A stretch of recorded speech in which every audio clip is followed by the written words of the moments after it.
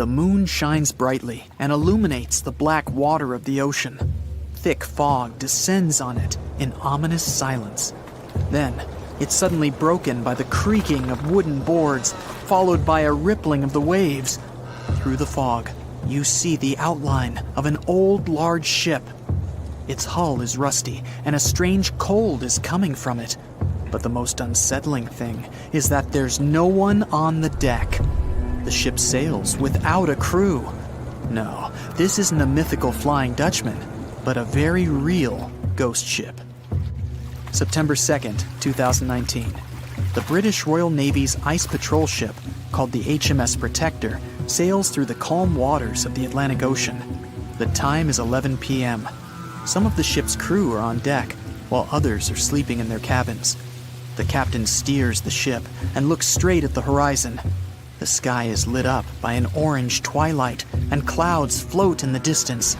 Suddenly, against this beautiful landscape, one of the sailors notices the black silhouette of an unknown ship. The captain slows down and steers the ship a little closer to the mysterious vessel. This is an old cargo ship, 250 feet long. Attempts to contact the crew members lead to nothing. It seems the unknown boat is floating in the ocean by itself. There's no one on board, at least, no one alive. The deck of the ship creaks from rocking on the waves.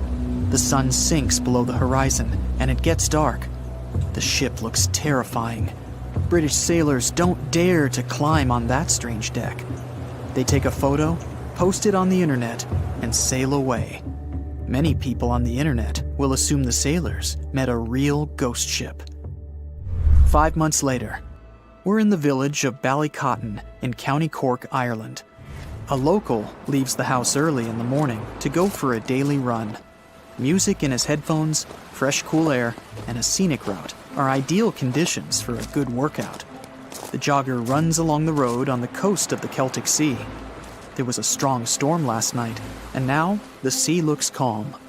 The man runs along the top of a low cliff and notices a huge vessel. An old rusty cargo ship 250 feet long lies on the beach, right among the rocks. No people on board. It seems the ship has been here for ages, but the local is sure this vessel wasn't here yesterday.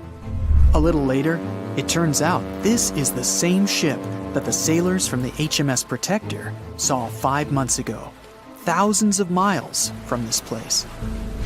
The cargo ship, called the Alta, was built in 1976.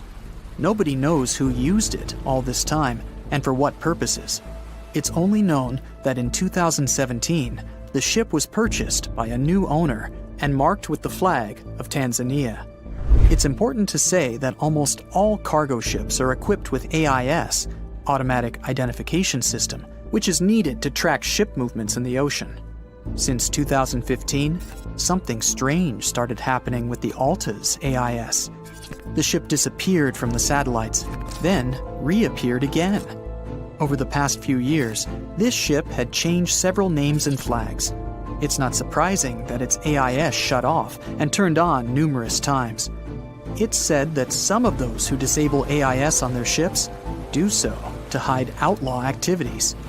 The ship's captain, whoever it was, clearly didn't want to show the Alta's movements. As AIS showed in 2017, the ship had sailed near Greek port cities.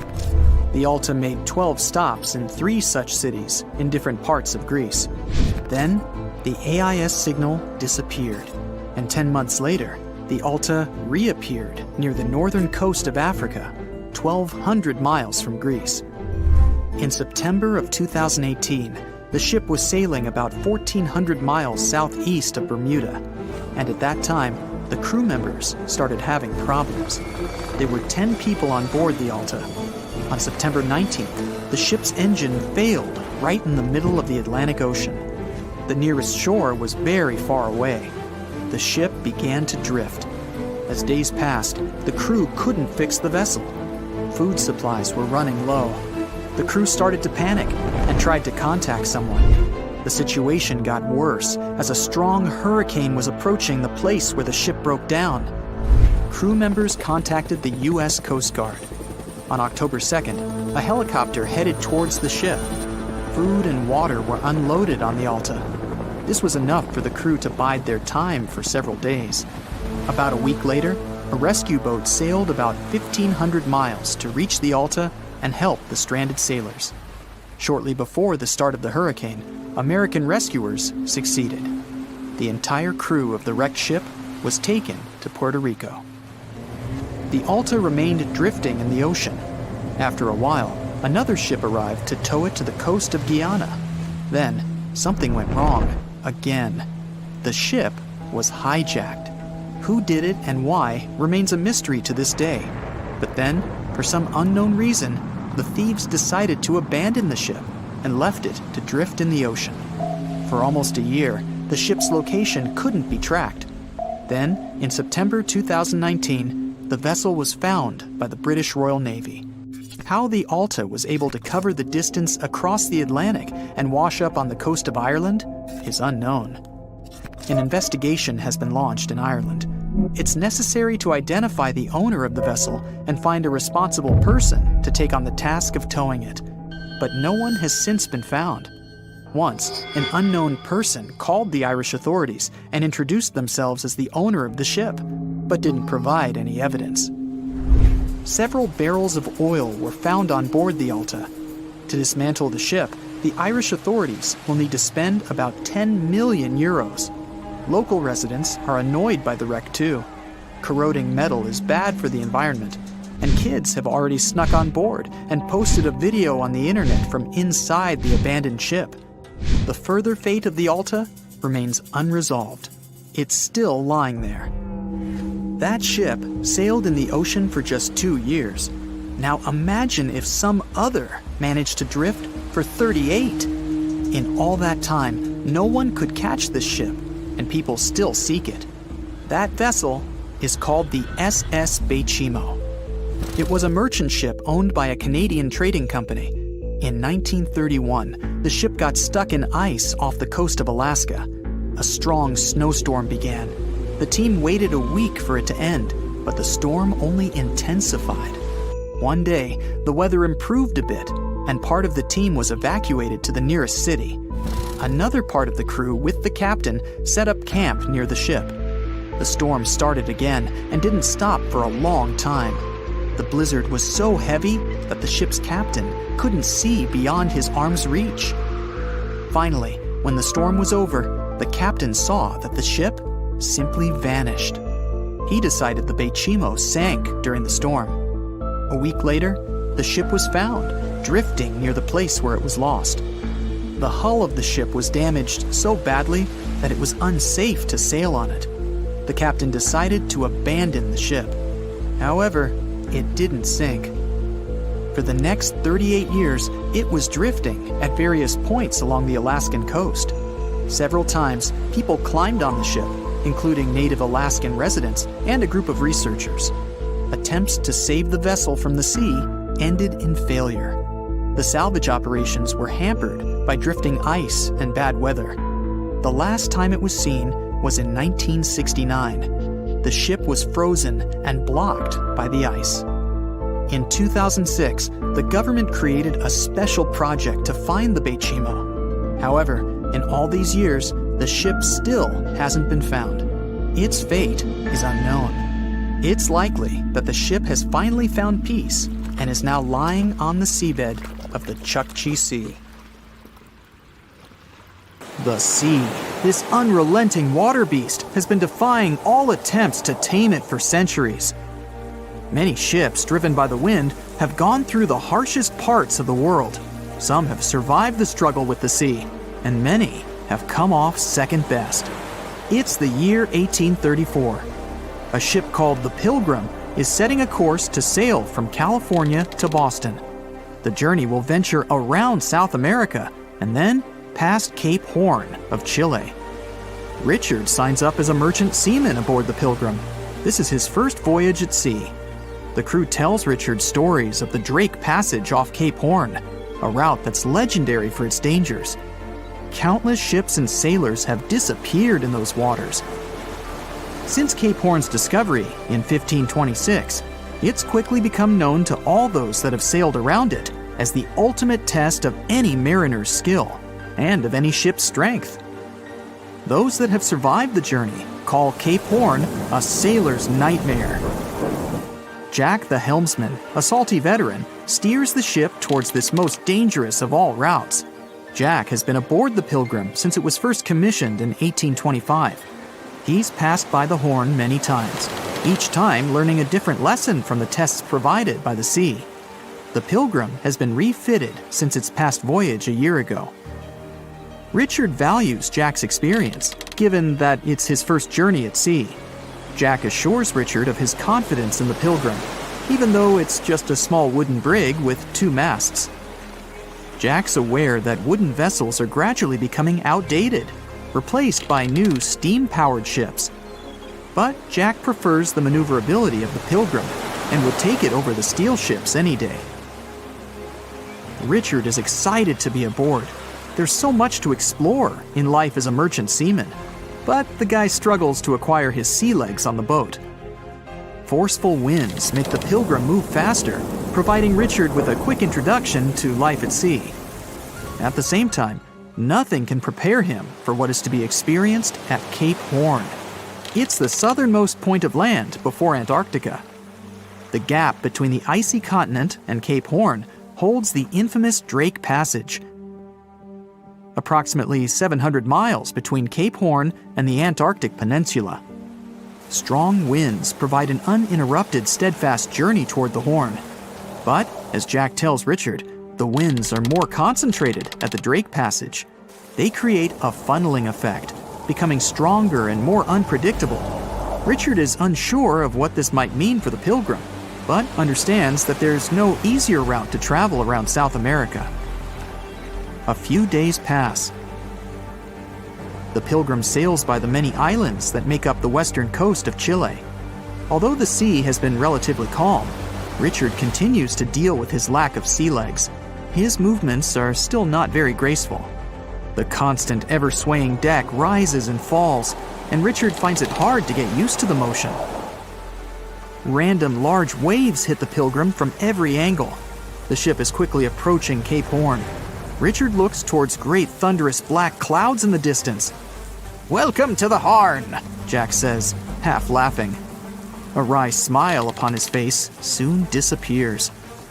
The man gets serious, knowing what awaits them all.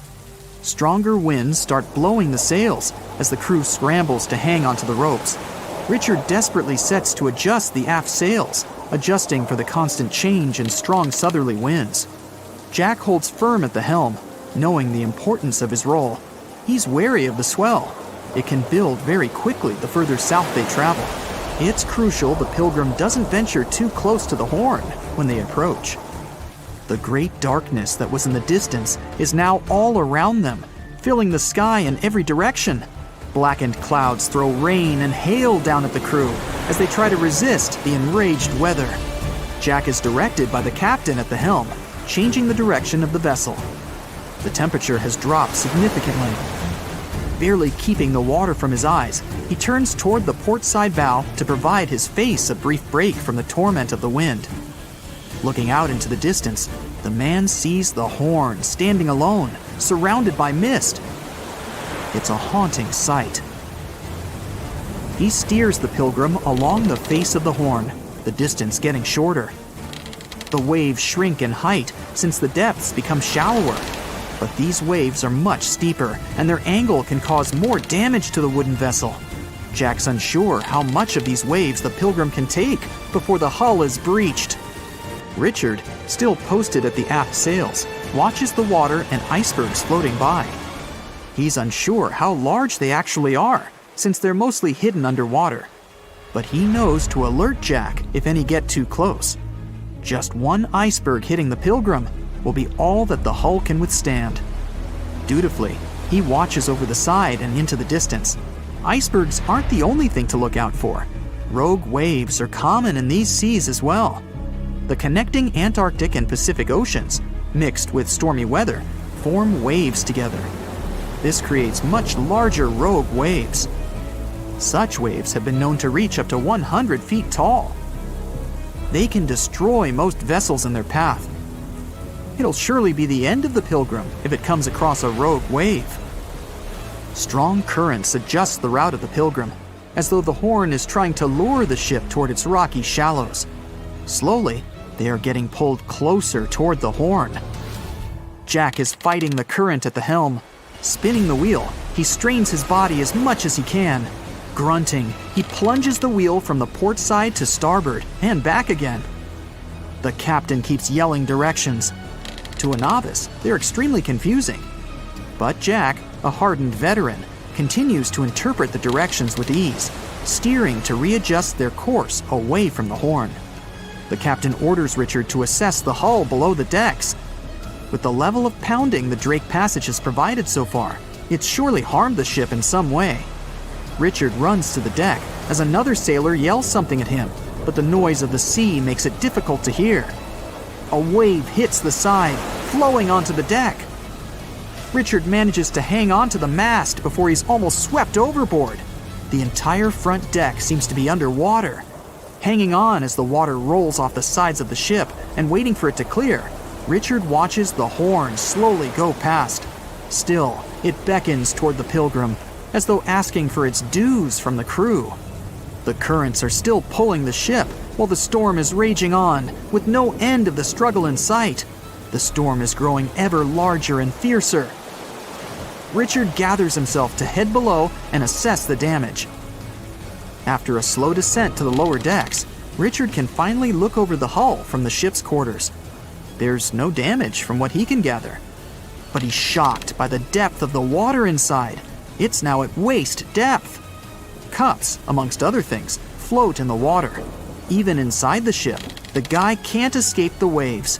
Unable to make sense of it all, he stands frozen, listening to the almighty power of Mother Nature outside. The sea roars even more wildly, waves constantly thudding against the hull. It sounds like a somber drumbeat, a slow countdown to the demise of the Pilgrim. Richard forces himself back to the terrors of the above decks, grasping onto the rails to carefully walk the slippery stairs. He leaves the disturbing creaks of the wooden decks. They're soon replaced with the strained sounds of the ropes, the yells of other sailors, and the deafening roar of the sea crashing all around him. Jack is at the helm, focused on his role, still fighting the wind and the waves, even with the addition of ice and frost. It seems that the world around him has set its heart to distract the man from his duty, but Jack pushes on determinedly. For 9 days, the Pilgrim fights the constant changes in stormy weather, facing all kinds of obstacles, but the ship manages to make it through. As they leave the storm behind, the crew sets their course north for their final destination. The sight of the sun peeking through the dark clouds is the most relieving thing Richard has ever experienced. Unfortunately, Richard lost his rations at some stage during the storm. At sea, if your rations are lost, it's your own bad luck. Luckily, Jack is kind enough to share some of his. Far out in the open sea on a perfectly calm day, a dot appears on the horizon. It grows in size as it gets closer, and soon you can see it's a ship. But when you look at it through the spyglass, chills go down your spine. The vessel is in perfect condition and its cargo is on board, but it's completely devoid of people, drifting listlessly along the current. That was what the captain of the Ellen Austin saw in 1881, and what brought his crew so many sorrows. In December of the previous year, the Ellen Austin, a big 210-foot-long ship, left the port of Liverpool to make its trip to New York. The ship was carrying a load of people hoping to find a better life in the New World. Captain A.J. Griffin took the vessel due southwest for a shorter voyage, and a few weeks into 1881, they found themselves north of the Sargasso Sea, known for its lack of winds and strong circling currents. Ships that got caught in those could lose control and keep on drifting in circles until they were dragged into the center. From there, they'd be incredibly lucky to get back past the currents, but more often than not, They stayed in the desolate desert of the sea forever. Worse still, the area belonged to the notorious Bermuda Triangle, which was already known to take down ships and make them disappear without a trace.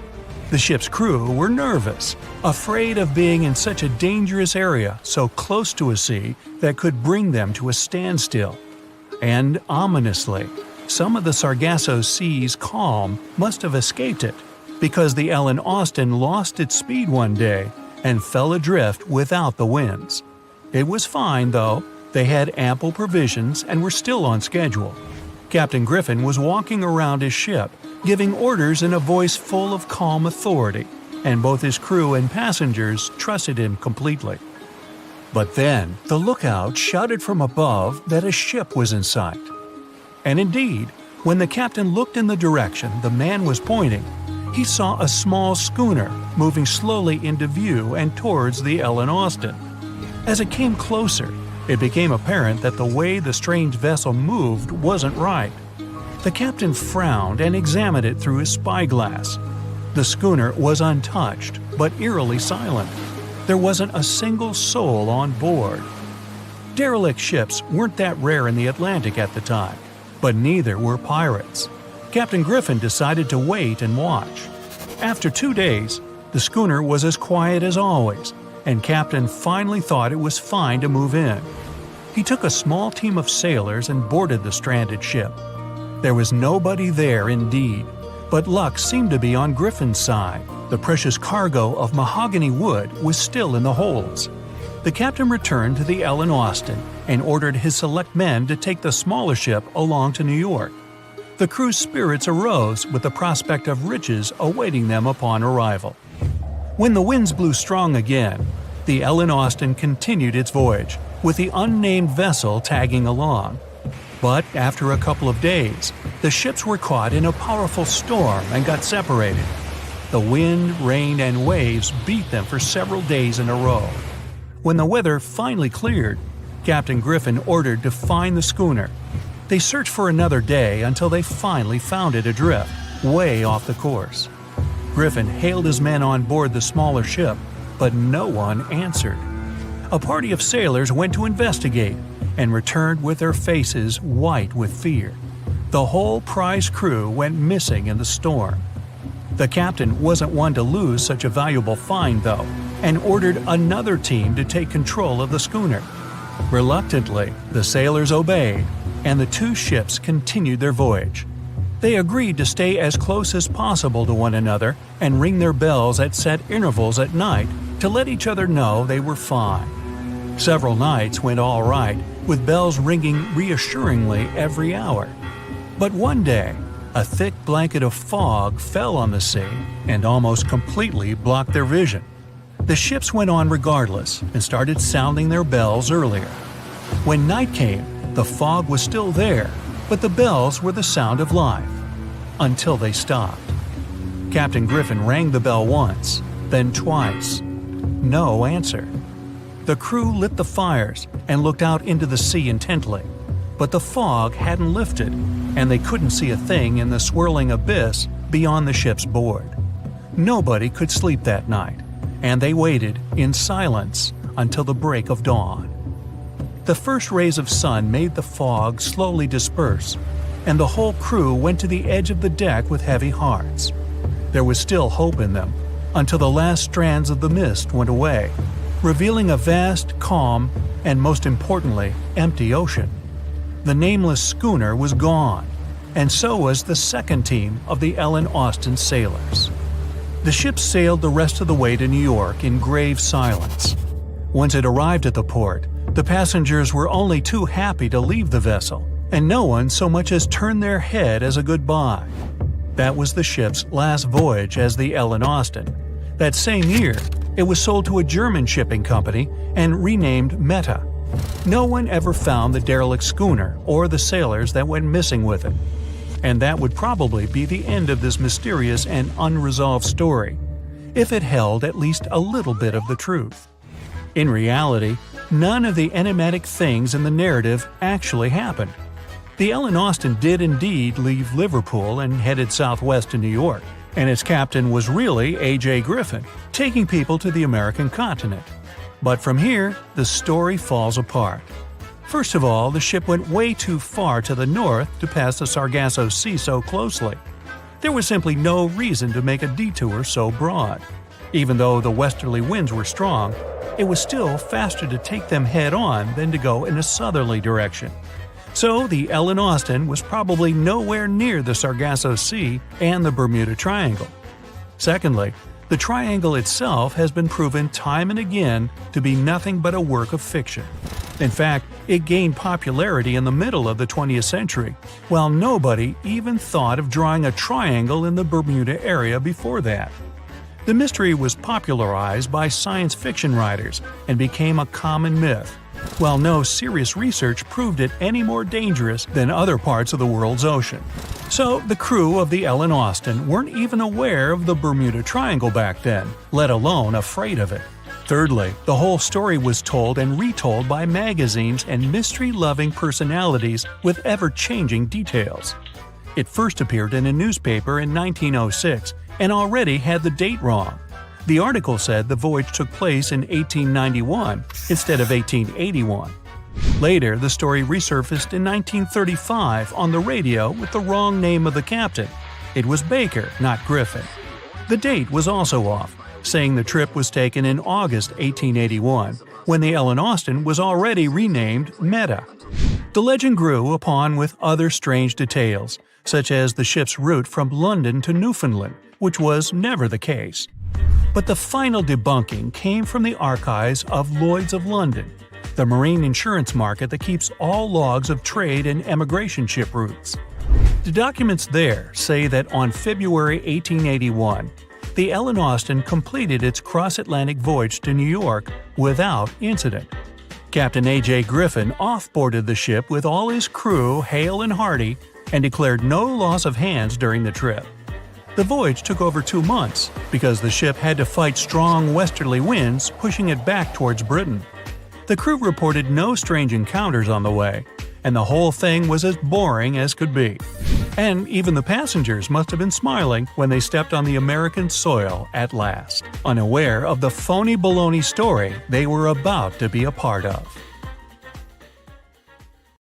The voyage started just like any other. The cargo ship SS Cotopaxi is making another journey to Havana, Cuba, to deliver coal. It's November 29, 1925. For Captain Meyer and his crew, leaving Charleston Port, South Carolina, it will be the last trip the ship ever makes. Its route ran through the Bermuda Triangle. 2 days into the trip, the Cotopaxi sent out a distress signal. It had got caught up in a strong tropical storm and turned over on its side. The wind was very strong and there was powerful lightning as well. Rain gradually filled the ship's hold. Then there was a bright white flash, and the ship disappeared without a trace. Later, its wreckage was found in the Gobi Desert, which is in a completely different part of the world. All 32 crew members, including the captain, were missing. Of course, the part about the Gobi Desert is fictional. For one of his movies, Steven Spielberg came up with the idea that the ship was moved there by aliens. Still, in real life, the ship was never found, and its crew really did disappear. It was officially declared missing a month afterward, and nobody could find the wreck. It seems like a classic case of mysterious things going on in the Bermuda Triangle. But most mysteries are solved sooner or later. In 2020, the Cotopaxi was found. A man named Michael Barnett had moved to Florida to study shipwrecks off the coast. One wreck in particular really caught his attention. It was much larger than the others, and the locals called it the Bear Wreck. It was about 40 miles from St. Augustine in northern Florida, but no one had ever managed to identify the rusty hull. So Michael started to do some detective work. He measured the size of the shipwreck and started working through all the information he could find. He researched hundreds of old newspapers, leafed through insurance records, and looked at artifacts found on the wreck. After hundreds of hours of hard work, Michael was sure it was the Cotopaxi. But a few years before, there had been a rumor that the same ship had been found off the coast of Cuba. The Coast Guard found the wreck of a cargo ship about the same size that looked a lot like the one lost in 1925. Michael was sure they were wrong, so he teamed up with some science journalists and kept investigating. Soon they discovered something that seemed to confirm Michael's belief. Divers found brass valves with the letters SV on them in the wreckage of the ship. Michael suggested these initials referred to Scott Valve Manufacturing Company. The headquarters of this company was in Michigan, not far from where the Cotopaxi had been built. The company had probably supplied parts for the Cotopaxi. So the puzzle seemed to be solved. The Bear wreck was really the missing cargo ship. But Michael still needed to work out why the ship had sunk. Did something mysterious really happen to the Cotopaxi in the Bermuda Triangle? Later, Michael found the testimony of the ship's carpenter among some old papers. The carpenter claimed that the hatches covering the coal on the ship had been in a terrible condition before it sank. Repair work on the covers wasn't finished before the crew got the order to sail to Cuba. So if the hatch covers were still broken during the trip, water could have easily gotten on board. This water probably flooded the hold during the tropical storm. This was the real reason why the Cotopaxi went down. There was really nothing mysterious about it. It was just a mistake made by ordinary people. But this is just one example out of dozens, or even hundreds, where ships and planes have gone missing in the Bermuda Triangle. We still can't explain some of these incidents. It seems like there really is something weird going on there. One of these strange events happened in 1948. A passenger jet was headed for Miami from San Juan, Puerto Rico. It disappeared in the same area as the Cotopaxi. The 32 people on board vanished without a trace. The weather was clear throughout the flight, but experts think that when the plane was about 50 miles from the coast, it could have been hit by a strong wind that knocked it off course. Years later, a similar plane was found in the area of the Bermuda Triangle, but because no one could work out the registration, it was impossible to say for sure if it was the same one. Something even stranger occurred not long before, in 1945. 5 planes went missing all at the same time. Some trainee pilots were practicing their navigation skills, but when they'd finished, it seems they couldn't find their way back home and disappeared. Many people assume they just ran out of fuel.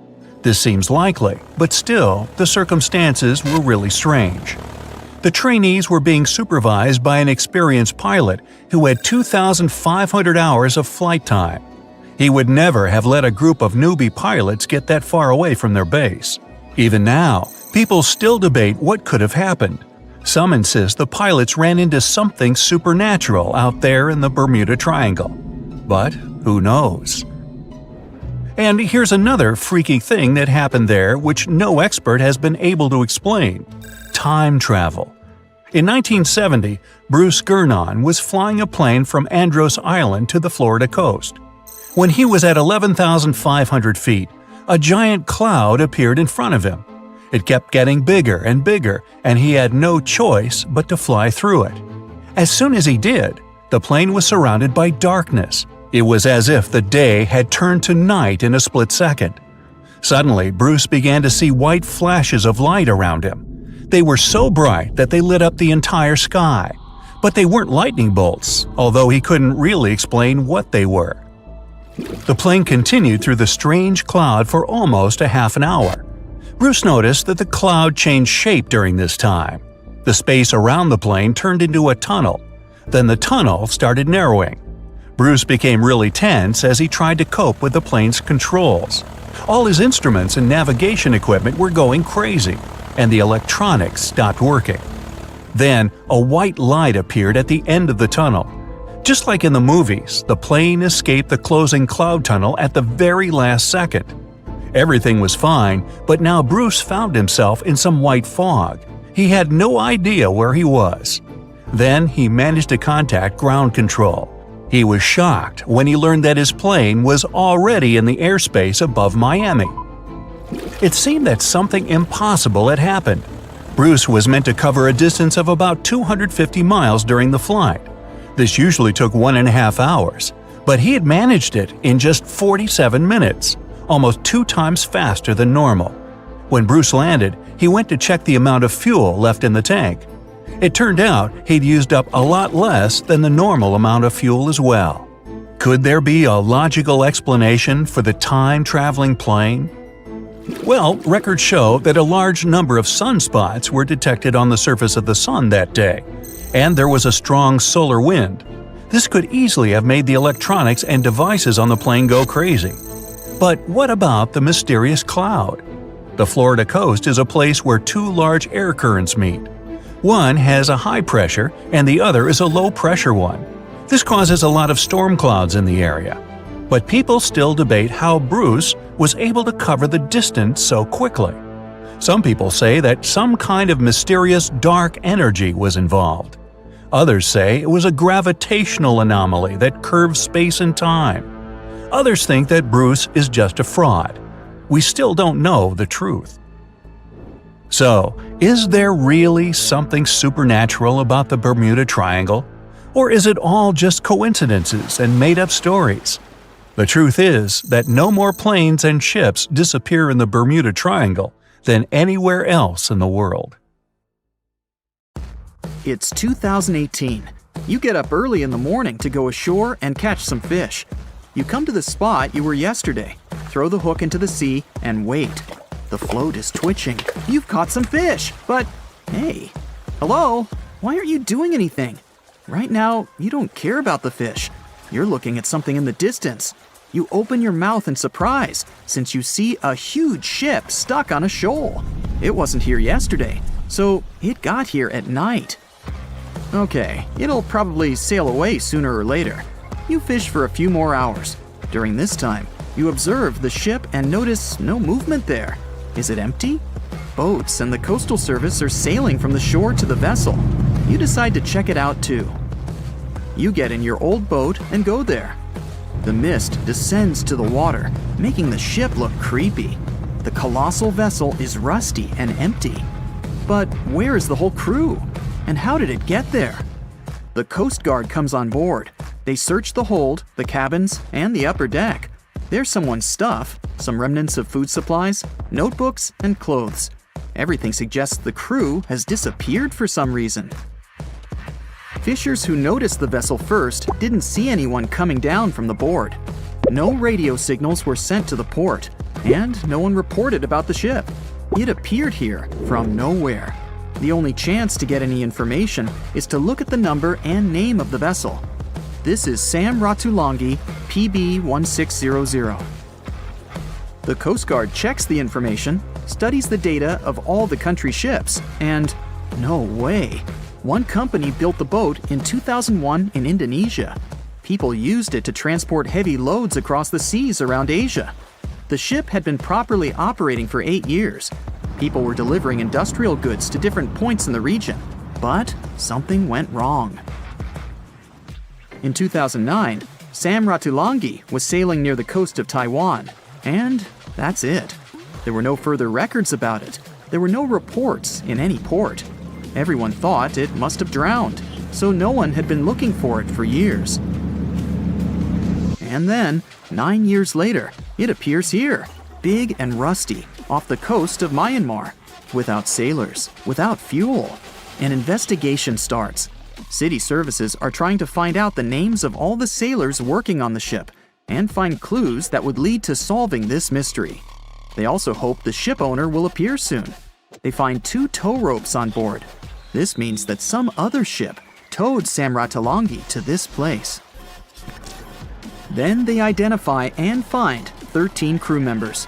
These people say they wanted to reach the factory in Bangladesh to repair Sam Ratulangi. Another vessel helped tow the ship, but then 2 cables tore off, and a storm began. No one wanted to stay on board during such weather, so the crew members left it. No one knows what the ship has been doing for the last 9 years, and how it was possible without people on board. And here's another, much more mysterious ship story. On February 16th, 2020, locals found a large cargo ship stuck on a rocky shore off the coast of an Irish village. The boat looked rusty, with holes in the hull and rotten parts. People hadn't seen this vessel the day before, so it appeared there at night.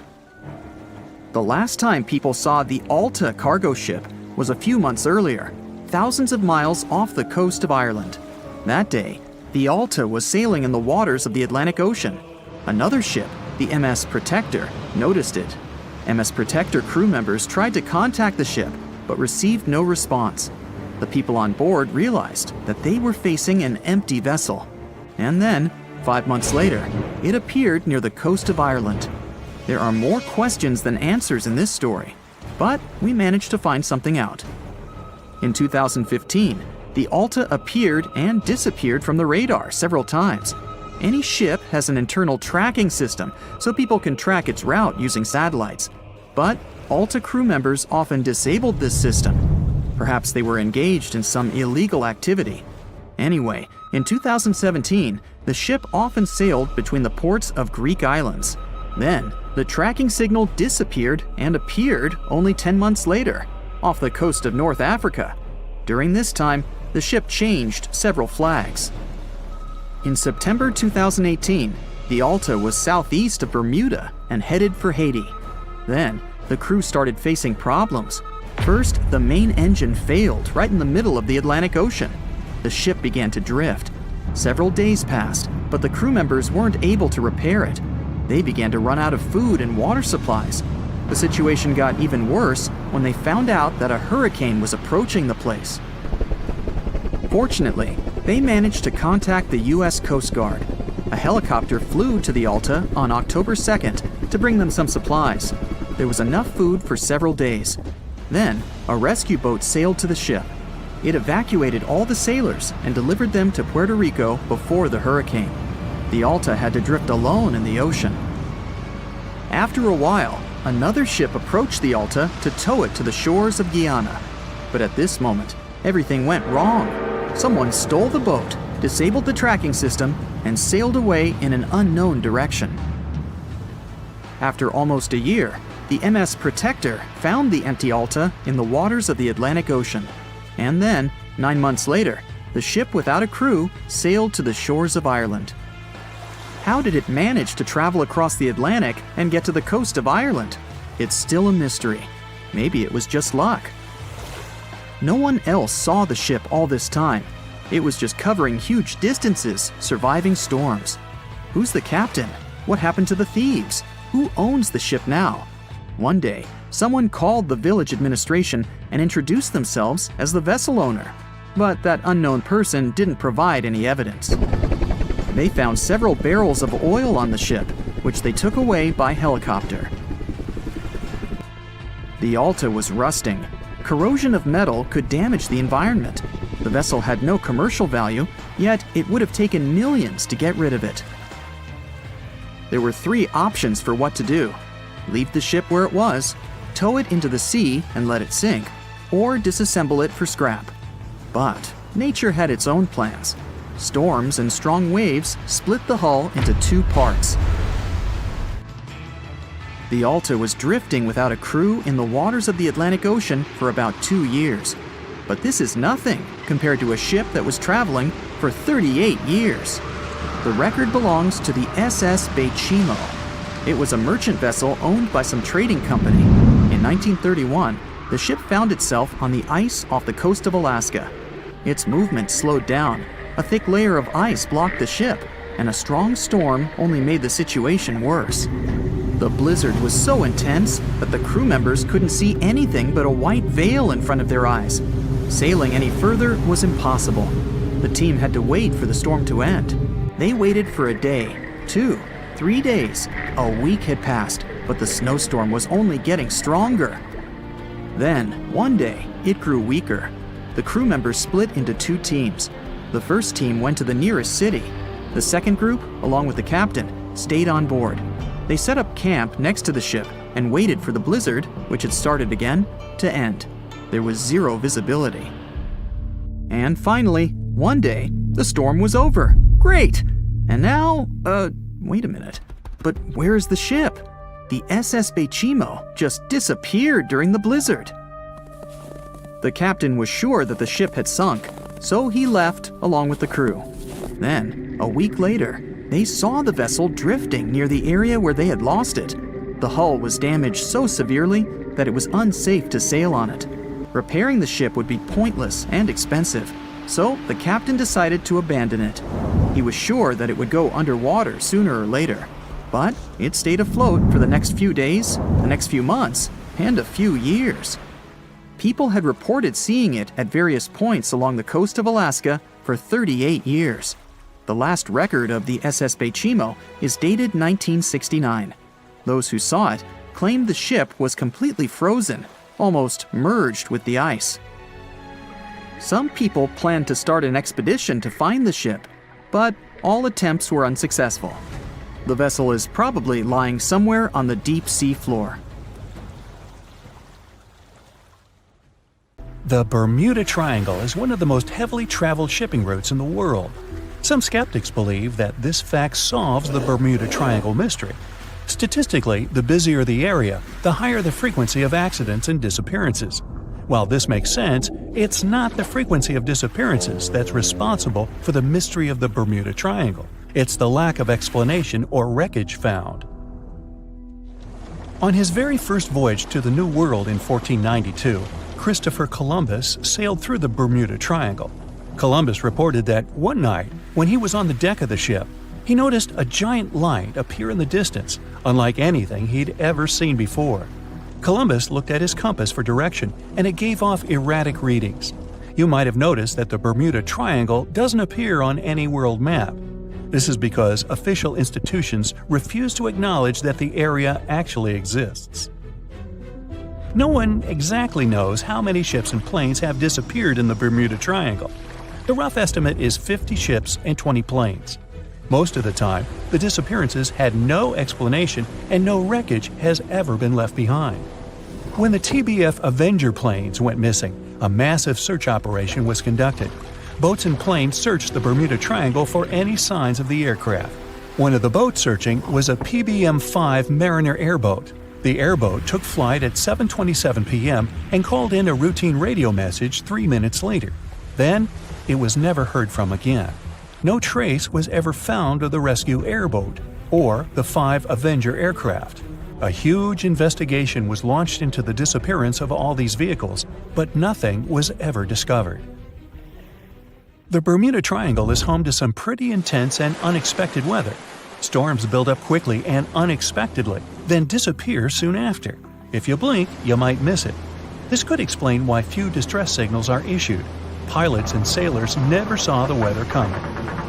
A popular theory suggests that rogue waves are responsible for the many disappearances.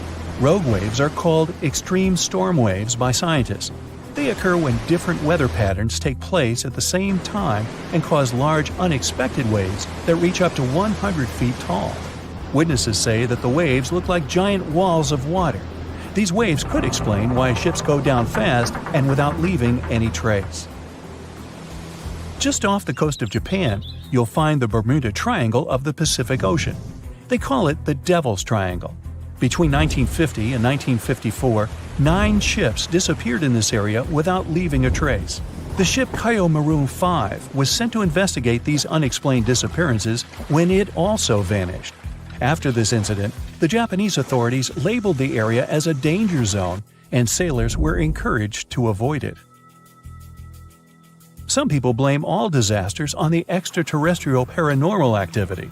Others suppose it's all about raging natural phenomena. Some scientists believe the cause of anomalies is the environmental changes.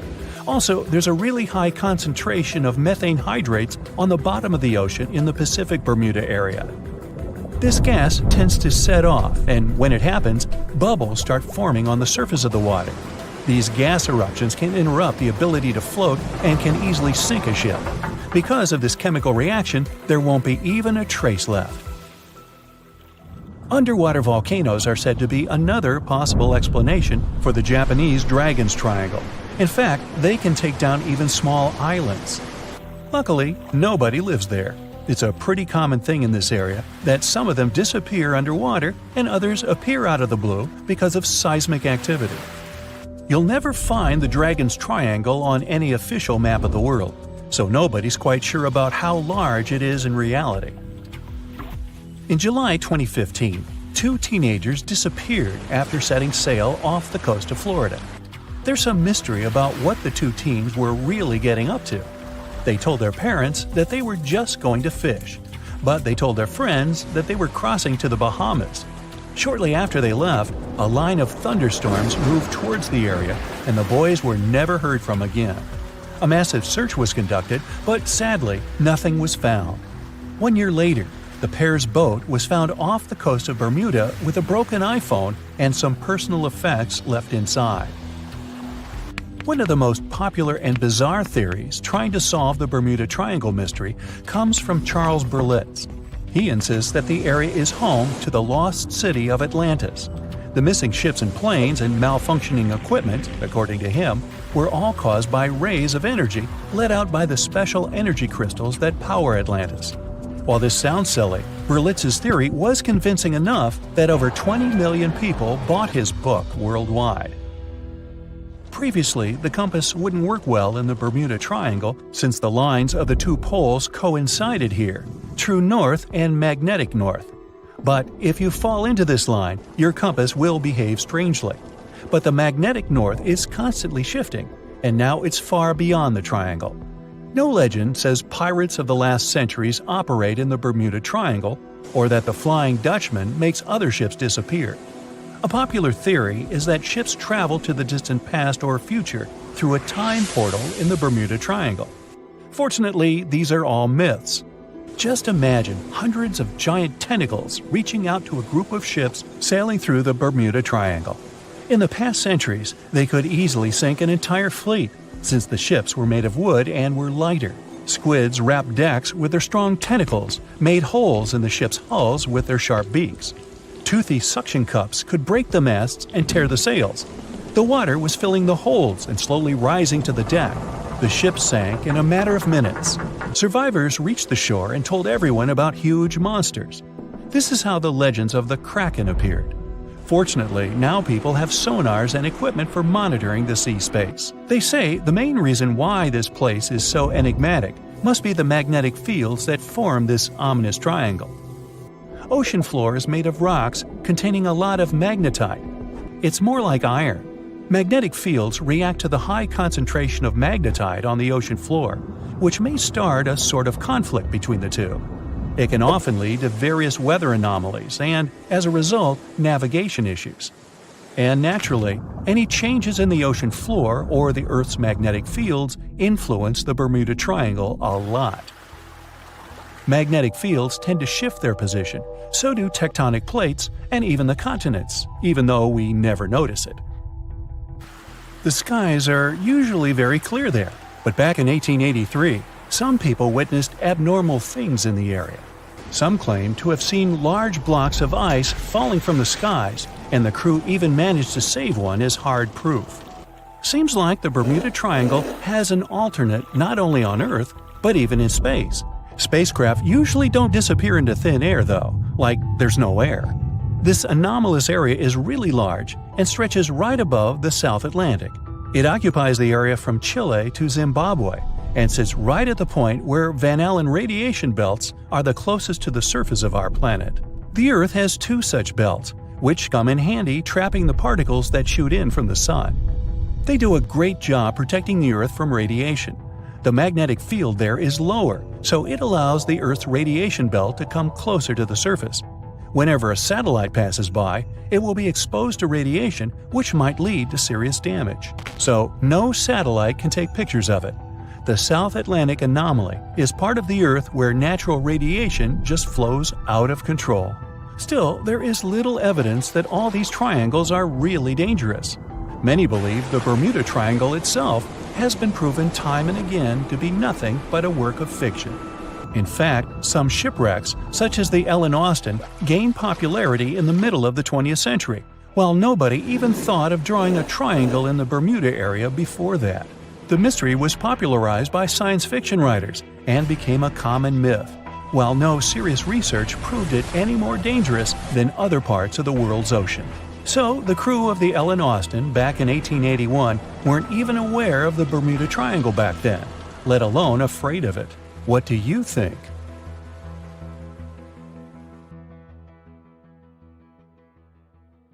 April 1912 marked one of the most terrible tragedies in the history of the world. The most unsinkable vessel, the pinnacle of engineering at that time, the huge Titanic, sank. On that dark, moonless night, the ship had many chances to save its passengers. There was another ship just a few miles away that could have saved the Titanic, but it didn't. It wasn't a phantom ship, and it's not some legend or a theory. This is a documented reality. There are records and witnesses' statements confirming this. But why didn't this ship help? Let's find out what happened that night by looking at these events from 3 different points of view. Let's start with the Titanic version. 11:30 p.m. The moon hides behind black clouds. Visibility is bad. Everything is calm on the Titanic. Under the captain's guidance, the communications operator stays in touch with the mainland through the radio. At this moment, some stranger breaks into the frequency, interrupting the operator's communication. It's unclear what this strange man wants and what he's talking about. The operator doesn't try to figure it out. He shouts at the guy, demanding him to disconnect. The connection is interrupted. At 11:40 p.m., the Titanic crashes into an iceberg. The ice breaks the hull. Water begins to flood the lower decks. Nobody is panicking yet.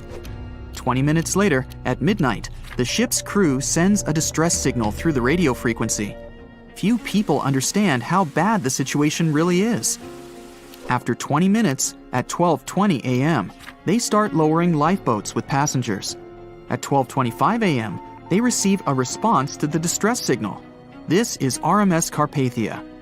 Their captain reports they're already sailing at maximum speed towards the Titanic. But the problem is that the crash site is 58 miles away. This means Carpathia will only be here in 4 hours. At 12:45 a.m., the sinking ship's crew release rockets into the air. These flares are one of the main reasons for the terrible fate of many passengers, but more on that later. 90 minutes later, the Titanic's deck breaks and the ship dives underwater. At 4:10 a.m., the Carpathia finally arrives at the shipwreck location. The crew members make heroic efforts to save all the people. They take 705 survivors on board. At this moment, another ship appears. It's SS Californian. The Carpathia sails towards the New York coast with all the people. The Californian floats in search of passengers and finds nothing but wreckage. The ship was only a few miles away while the Titanic sank into the icy water. The Californian could have saved these people, but did nothing. Its captain, Stanley Lord, made one of the most terrible acts that a sailor can allow. He didn't help a sinking ship. When the world found out about all this, they detested Captain Lord. They couldn't bring charges against him, and the trial didn't punish him. But his career was ruined entirely, as no other ship company would hire him. Despite this, he never confessed he had been guilty. Before he passed away, the captain said it hadn't been his fault. If this was true, then what happened there? This brings us to the Californian version. It's the night of April 14th. The Californian is sailing in the cold waters of the North Atlantic. The ship gets into a section with a lot of icebergs.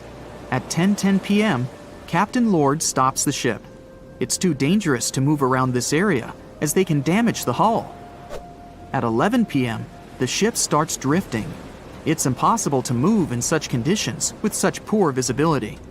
The captain knows that the Titanic is coming here, so he orders the radio operator to warn the ship about the danger. Radio operator Evans turns on the receiver and tries to contact the Titanic. He spends about 30 minutes on it. The connection is finally established. At this moment, the Titanic radio operator is speaking with the mainland. Evans interrupts this conversation and tries to warn the ship about icebergs. The operator doesn't understand Evans' words. He's annoyed because Evans broke into the channel so brazenly. He shouts at Evans and cuts the connection. Tired, Evans turns off the receiver and informs his superiors about the incident. It's still a mystery how the captain reacted to this news. He probably thought the Titanic knew about the danger. He lets Evans go to bed. If Evans hadn't turned off the radio and waited 1 hour, he would have heard a distress signal from the Titanic. But you shouldn't blame him. At this point, he has no official reason to stay at the transmitter. Evans is too exhausted and can't fight drowsiness. So, Evans goes to bed. The Titanic begins to sink. Its captain sends a distress signal. The operator on board the Carpathia catches it, but the Californian doesn't, since the receiver is turned off. Captain Lord can't sleep. He feels that something is wrong. Meanwhile, the Titanic is rapidly sinking under the water. The captain gives the order to launch rockets into the air. And here is where one of the critical mistakes takes place. They release warning lights, but they are not red. The crew forgot to take red rockets on board for some reason, so they lit up the sky with a bright white light.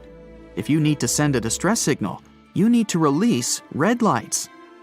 Captain Lord sees these lights, but doesn't perceive them as a cry for help.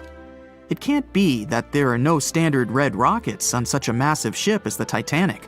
But, unfortunately, it can. Captain Lord thinks the Titanic is sailing away. Perhaps there is some unknown reason behind those white lights, but he doesn't really know. So, Captain Lord has no idea that the Titanic is sinking. He still decides to contact the ship, but this time, not through radio communication. Captain Lord doesn't wake up the radio operator and sends a signal to the Titanic through a signal lamp. It's important to understand that many old-school captains didn't take radio communication seriously. They didn't understand the value of this technology. That's why Captain Lord doesn't wake up Evans. He sends light signals, but the Titanic doesn't respond. Many survivors later mentioned seeing the flashing lights of the Californian, but there was nothing they could have done. The ship's crew doesn't hear their cries for help. At 2:20 a.m., the Titanic completely goes underwater. A little more than 2 hours later, radio operator Evans wakes up and turns the transmitter on. He hears many rescuers talking about the sunken ship. Evans understands everything. He reports this to the captain. At that moment, the Californian immediately heads to the wreck site. They meet Carpathia there. With the survivors on board, it sails towards New York. The Californian stays sailing and looking for people. They find nothing but wreckage. The Californian returns to the mainland. The news about the ship that could have saved the Titanic is spreading all over the country. The trial begins. Captain Stanley Lord and the crew tell their version. They say their ship had been standing still. Many people don't believe them, and some of the surviving passengers claim to have seen the Californian sailing by. Still, the judge declares them innocent. 1962. Captain Stanley Lord is a very old man. He calls a notary to confess something. The captain makes his last remark about this case. He swears he's not guilty. But if it wasn't the Californian sailing past the Titanic at that moment, then what? The Samson theory could answer that question for us. The sealing ship Samson is sailing in the cold waters of the North Atlantic. The crew aren't sleeping. They carefully study the surroundings, but not because they're afraid of icebergs. They're scared of meeting with the U.S. Coast Guard. The Samson ship's crew catch seals, which is illegal. At 12:45 a.m., Samson's captain sees white signal rockets. The team is sure it's the Coast Guard. They turn off the lights and sail away. It's dark, so they don't notice the sinking Titanic. They return to the coast of Iceland and hear about the disaster. They realize they have abandoned the drowning passengers. The nephew of one of Samson's crew members reads about this story in his uncle's diary. The nephew asks for permission to publish these recordings. All the people realize that Captain Lord wasn't guilty, but unfortunately, he didn't live to see this moment. Actually, it's still unknown who is guilty in this story. 2 ships were nearby the Titanic. Their captains were adequate people. They would have helped save all the passengers. Their fault was that they couldn't understand what the Titanic wanted on that dark night. Someone forgot to put red flares in the box. This small but fatal detail was one of the leading causes of the tragedy. It has recently become a popular location for many tourists looking for the perfect place to get away from it all. If you're lucky enough to catch a sunny day here, it's like no other, I can assure you.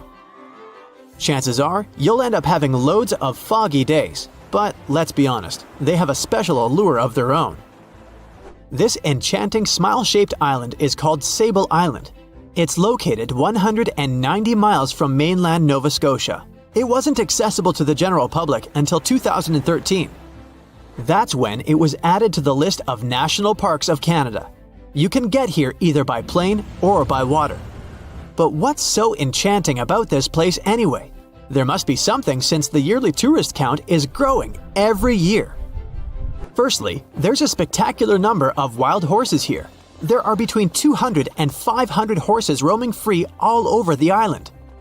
There's also a large population of gray seals. The place is also the only breeding location of a rare bird species called the Ipswich sparrow. If you're already considering a trip here, there are some things you need to know first. Remember that fog I mentioned earlier? Well, it turns out that Sable Island is the foggiest place in the Canadian Maritimes. I'm talking about approximately 127 foggy days each year. During such days, Sable Island literally disappears underneath a thick layer of fog. You won't be able to explore the place on your own either. The local regulations state that visitors need to travel within a group, and they also need to keep a 197-foot distance from the wildlife they can encounter here. As charming as this place may be, it holds a dark secret hidden beneath the sandy dunes, and it has nothing to do with beautiful creatures living here or the island's unique vegetation. Apart from being known from its horses and seals, Sable Island is infamous for an overwhelming number of shipwrecks. Over the years, about 350 ships have ended their lives here, on these sandbars. When survivors described their experiences, they usually mentioned harsh weather conditions near this mysterious island. The island also made its way into literature when it was described in a book called The Perfect Storm, which was written by Sebastian Junger and published in 1997. The book was so successful that it was later adapted for the big screen in 2000, with George Clooney playing the leading role. The first recorded shipwreck near Sable Island dates back to 1583. The boat was named the HMS Delight and was under the command of British adventurer and explorer Sir Humphrey Gilbert. Only 17 people managed to survive the catastrophe by escaping in a small boat. Records mention that they spent 7 days at sea before reaching the shores of Newfoundland. In 1884, another vessel named the Nicosia struggled in the thick fog as well. The ship was completely destroyed, but fortunately, all 18 crew members managed to survive. The captain's son was almost lost at sea when a lifeboat capsized when he was climbing into it. He somehow managed to stay underneath the lifeboat, which was completely submerged. When this lifeboat righted, he eventually emerged from the water and was rescued for the second time. The years between 1947 and 1999 were relatively quiet on the island. In 1999, though, a yacht called the Merrimack ran aground near the shore of the island at about 2 a.m. on July 27th. The 40-foot fiberglass boat had a crew of only 3 people. Natural gas exploration workers, who were luckily not far away, rescued them. The crew managed to fly safely to Halifax the next day. The owner of the Merrimack tried to recover his boat by hiring local fishermen. Unfortunately, this operation was unsuccessful, since only the fittings of the yacht were eventually saved. It took no more than 6 weeks for the sand and waves to crush and completely break up the hull of the Merrimack. So what is it about this place that's so dangerous for boats? Does it have anything to do with the weather? Or maybe there's other forces at play? The explanation turns out to be a bit more complex, and it wasn't easy to figure out, at least not way back in the 1500s. First of all, the island is located close to one of the world's richest fishing grounds. Since it's also near one of the major shipping routes between Europe and North America, hundreds of vessels sail past it each year. The likelihood of shipwreck increases when there are so many boats roaming around the area. Sable Island is also in the way of most of the storms that move up the Atlantic coast of North America.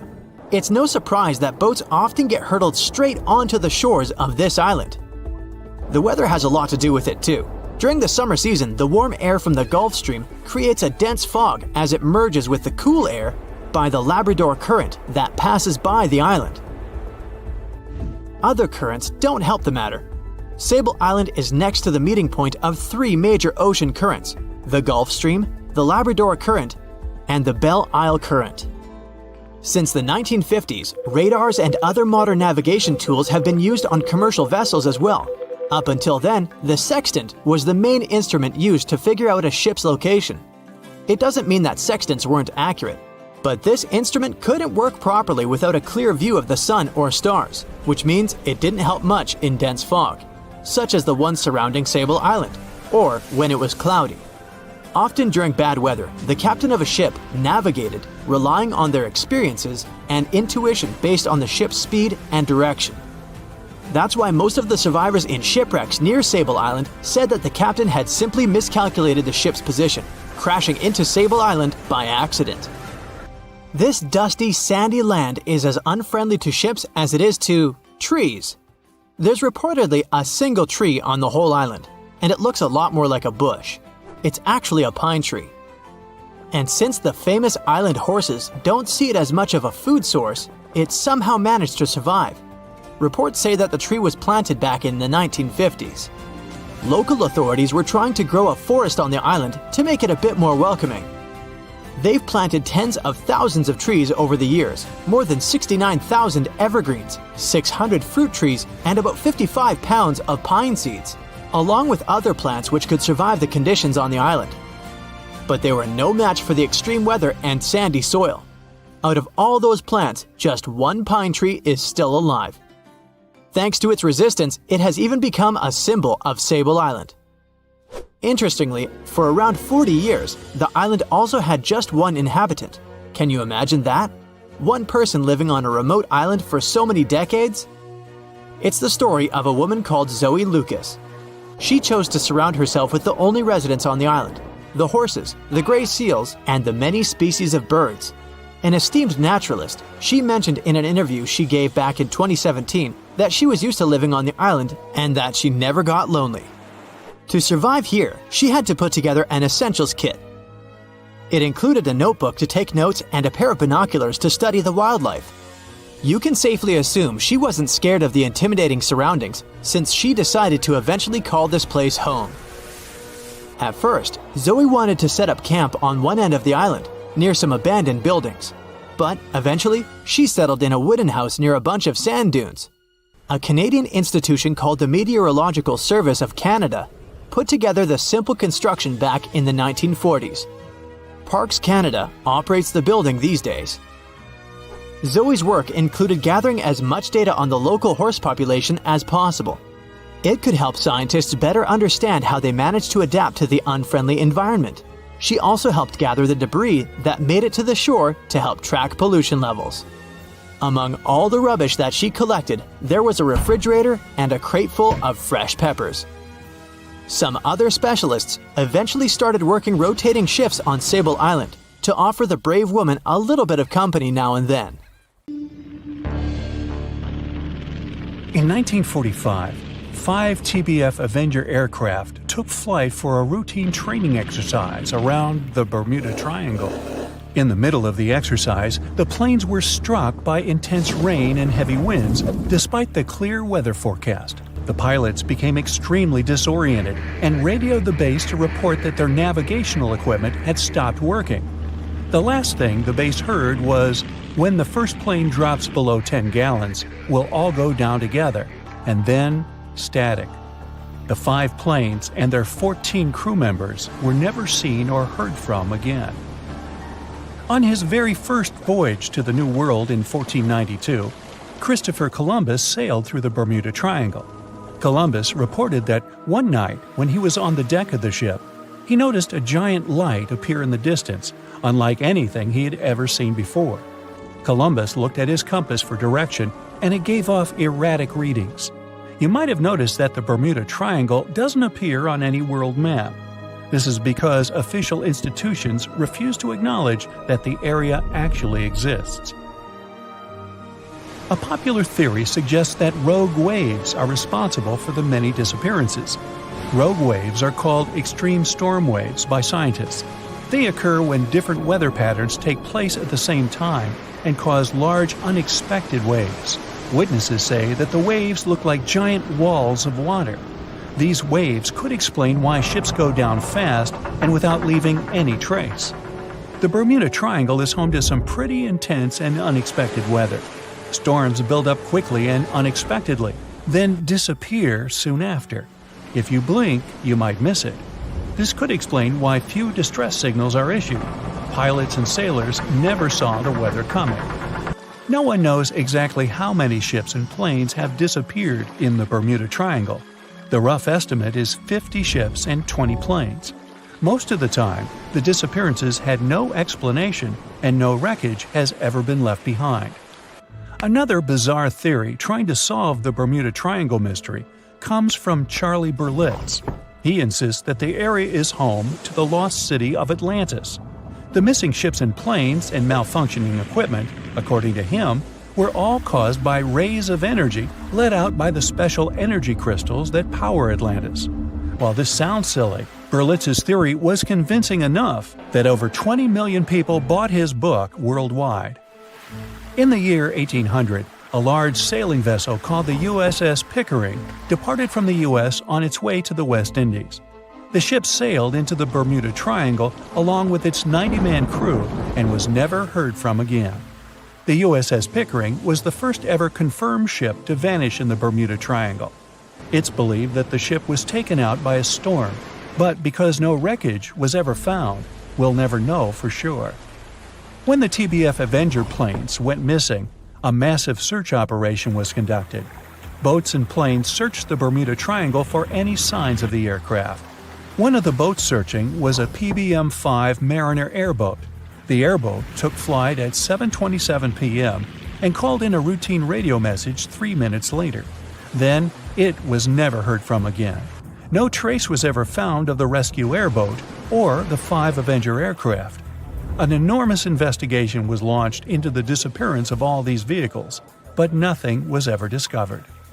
This particular area of the ocean is one of the most heavily traveled shipping routes in the world. Some skeptics believe that this fact solves the mystery. Statistically, the busier the area, the higher the frequency of accidents and disappearances. While this makes sense, it's not the frequency of disappearances that's responsible for the mystery of the Bermuda Triangle. It's the lack of explanation or wreckage found. On the ocean floor, decomposing organisms let off large concentrations of methane gas that gets trapped under the water. This gas can build up until, boom, it ruptures. The gas surges up to the surface and erupts. If a ship was in the area of one of these ruptures, the water would become much less dense and cause the ship to sink rapidly and without warning.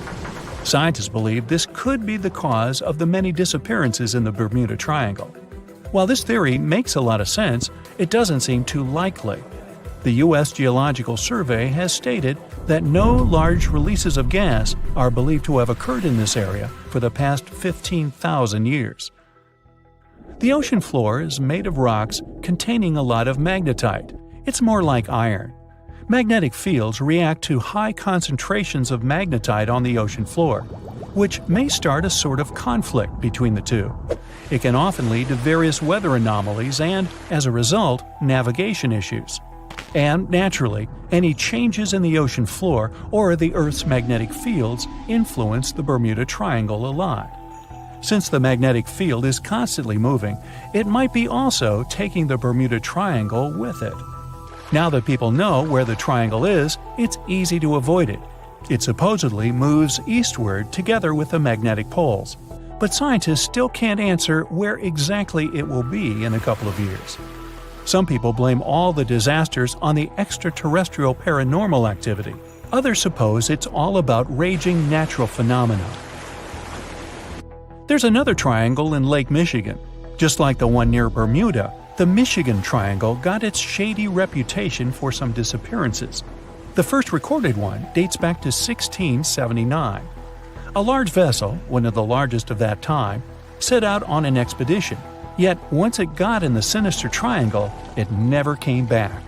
Much later, an aircraft disappeared in this triangle. The skies are usually very clear there, but back in 1883, some people witnessed abnormal things in the area. Some claim to have seen large blocks of ice falling from the skies, and the crew even managed to save one as hard proof.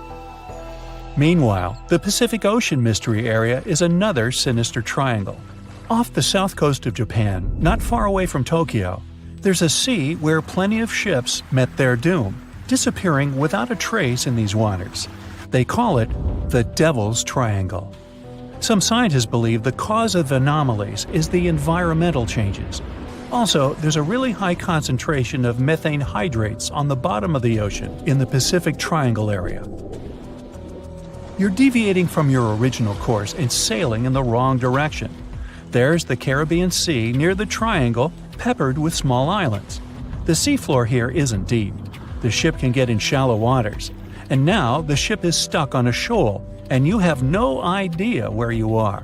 If this were the 21st century, the ship's captain would be able to reach the shore using GPS and other modern navigation. But the most interesting thing is that the compass would work correctly this time, since the magnetic North Pole hasn't already coincided with the true one for a long time in the territory of the Bermuda Triangle. The agonic line is somewhere far away from here. There are no problems with navigation now, but for some reason, this is where ships disappear. In fact, not just here. Throughout the Atlantic Ocean, there are places where many more ships were gone. The Bermuda Triangle is not even in the top 10 of such places. One of the main reasons why many ships are lost here is that one of the most popular shipping routes in the Atlantic passes through the Bermuda Triangle. And the more ships in one place, the more shipwrecks. Simple probability. Then, it just starts getting weird. Other theories say that there's a space-time rift in this region. Ships and planes fall into this rift and end up in the past or the future. But for some reason, there's not a single proof of this myth. There's no reason to think that the rift is hidden somewhere here. The base of an extraterrestrial civilization is located in the Bermuda Triangle. Visitors from other galaxies steal sea vessels along with the crew, so no one finds the wreckage of the ships. This is also a popular myth that has no scientific justification. The Kraken lives somewhere in the triangle. It's a huge squid that sinks ships and also is a legend that sailors tell each other. However, gigantic squids live in the depths of the ocean. They can grow to the size of half a train car, but no cases have ever been recorded where they sunk a large vessel. And in the area of the Bermuda Triangle, they have never ever been seen. People in the past didn't know about the existence of these creatures, so when they saw them for the first time, they described them as huge, terrible monsters. Giant squids are some of the most elusive creatures on Earth, and scientists had to use sonar equipment to find them. They don't like to leave the dark depths and are likely to be afraid of the sound of any ship. So, that should squash the squid as a suspect. Thick fog is rising over the ocean as the sun is slowly sinking towards the horizon. It's hard to see further away than a few dozen feet, but that's enough to notice a hulking, skeletal shape in the distance. As your ship approaches the figure, your heart beats faster, and then you make out the details of another vessel, abandoned by the looks of it. Ghost ships do exist, and their mysteries aren't always solved. Take MV Hoita, for example. It was a wooden vessel built in 1931 as a luxury yacht. It had served well to various people over 20 years before it was bought by a Samoan sailor and became a merchant ship. In 1955, though, Hoita's service came to an abrupt and mysterious end. On October 3rd, it set sail for another trading voyage that should have taken no more than 48 hours. Delays happen in the sea, so when Hoita didn't arrive on October 5th as scheduled, there was little worry yet.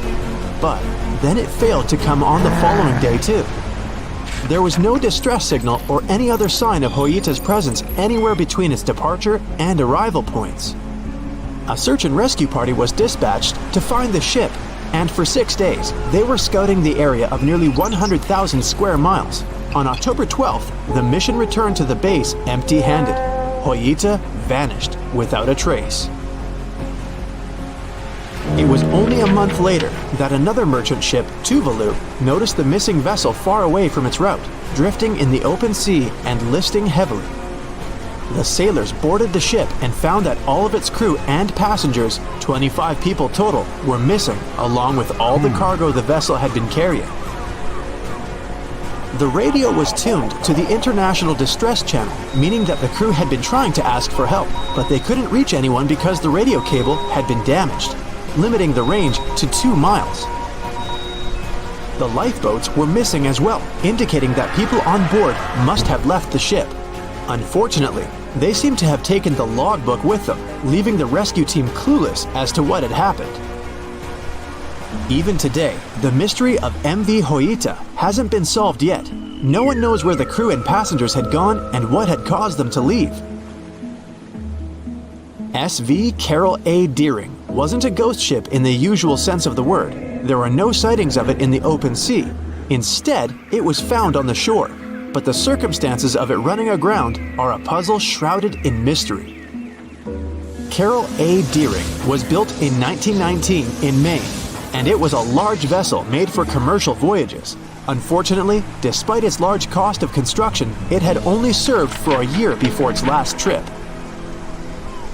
July 19th, 1920. The ship was traveling from Puerto Rico to Rio de Janeiro via Newport News to deliver a cargo of coal. It was almost halfway to the final destination when the captain fell seriously ill, and the crew turned back to drop him and his son off and replace the captain. The voyage went without incident, but when it came to Barbados in December to resupply, there were strange moods among the crew. The first mate didn't seem to be happy with the new captain. No one paid much attention to it back then, when they probably should have. The last sighting of Carol A. Deering at sea was on January 28, 1921, when a lightship noticed it off the coast of North Carolina. There was some commotion on the quarterdeck of the ship, where the crew were normally not allowed. Then, another vessel sighted it, but there was already no one on the decks. On January 31st, the merchant ship was found hard aground in the Diamond Shoals, a site notorious for numerous shipwrecks that had been occupying there for centuries. When the search and rescue party boarded the ship, they found it abandoned, the log and personal belongings of the crew gone, along with the 2 lifeboats. There is still no answer to what happened on board of Carol A. Deering that January, although the most popular version was mutiny. Maybe we'll never find out the truth though. SS Bechimo is perhaps one of the most notable ghost ships in history. This large cargo steamer was built in 1914 in Sweden and plodded its way dutifully over 16 years, trading provisions for pelts with native tribes of Alaska and Canada. But then, on October 1st, 1931, Bechimo got caught in pack ice. At first, it seemed the crew would be able to wait it out and continue on their route because the ship broke free in a couple of days. But in less than a week, it became caught again, this time for good. In another week, a rescue party was sent to fetch 22 of the Bechimo's crew, while another 15 remained behind to wait through the winter if necessary and get the ship back. But a month later, after a powerful blizzard struck their camp, the sailors went out of their shelters only to find the ship gone. Luckily, a few days later, a native hunter told that Bechimo hadn't been lost yet. He'd seen it about 45 miles from where they had been stationed. They managed to track it down, but decided the ship wouldn't survive the winter. So they took the most valuable cargo from its hold and abandoned it. They were wrong though. SS Bechimo did survive that winter, and many more that followed. When the ice broke, it sailed away on its own, drifting listlessly along the shores of Canada and Alaska. There were numerous sightings of the ghost ship, sometimes adrift in the open sea, and at other times stuck in the pack ice again. People attempted to board and salvage it, but weather conditions or lack of equipment always prevented them. SS Bechimo was last sighted by native Alaskans in 1969, 38 years after its abandonment. What became of it later remains unknown. The story of SS Orang Medan is one of the most puzzling and harrowing ghost ship stories of the 20th century. No one even knows for sure if the ship even existed in the first place. It wasn't recorded in Lloyd's Shipping, the International Register of Ships, which makes it either a tall tale or a vessel that avoided being officially recognized for some shady reasons. In any case, the accounts as to what happened to the Medan vary. According to most reports, it was carrying some unknown cargo in the Indonesian waters when a distress call was received by another ship in the vicinity. The officer on duty heard an SOS message, but its contents are different depending on the accounts. The message did not repeat, and the crew of Medan didn't answer to any attempts to contact it back.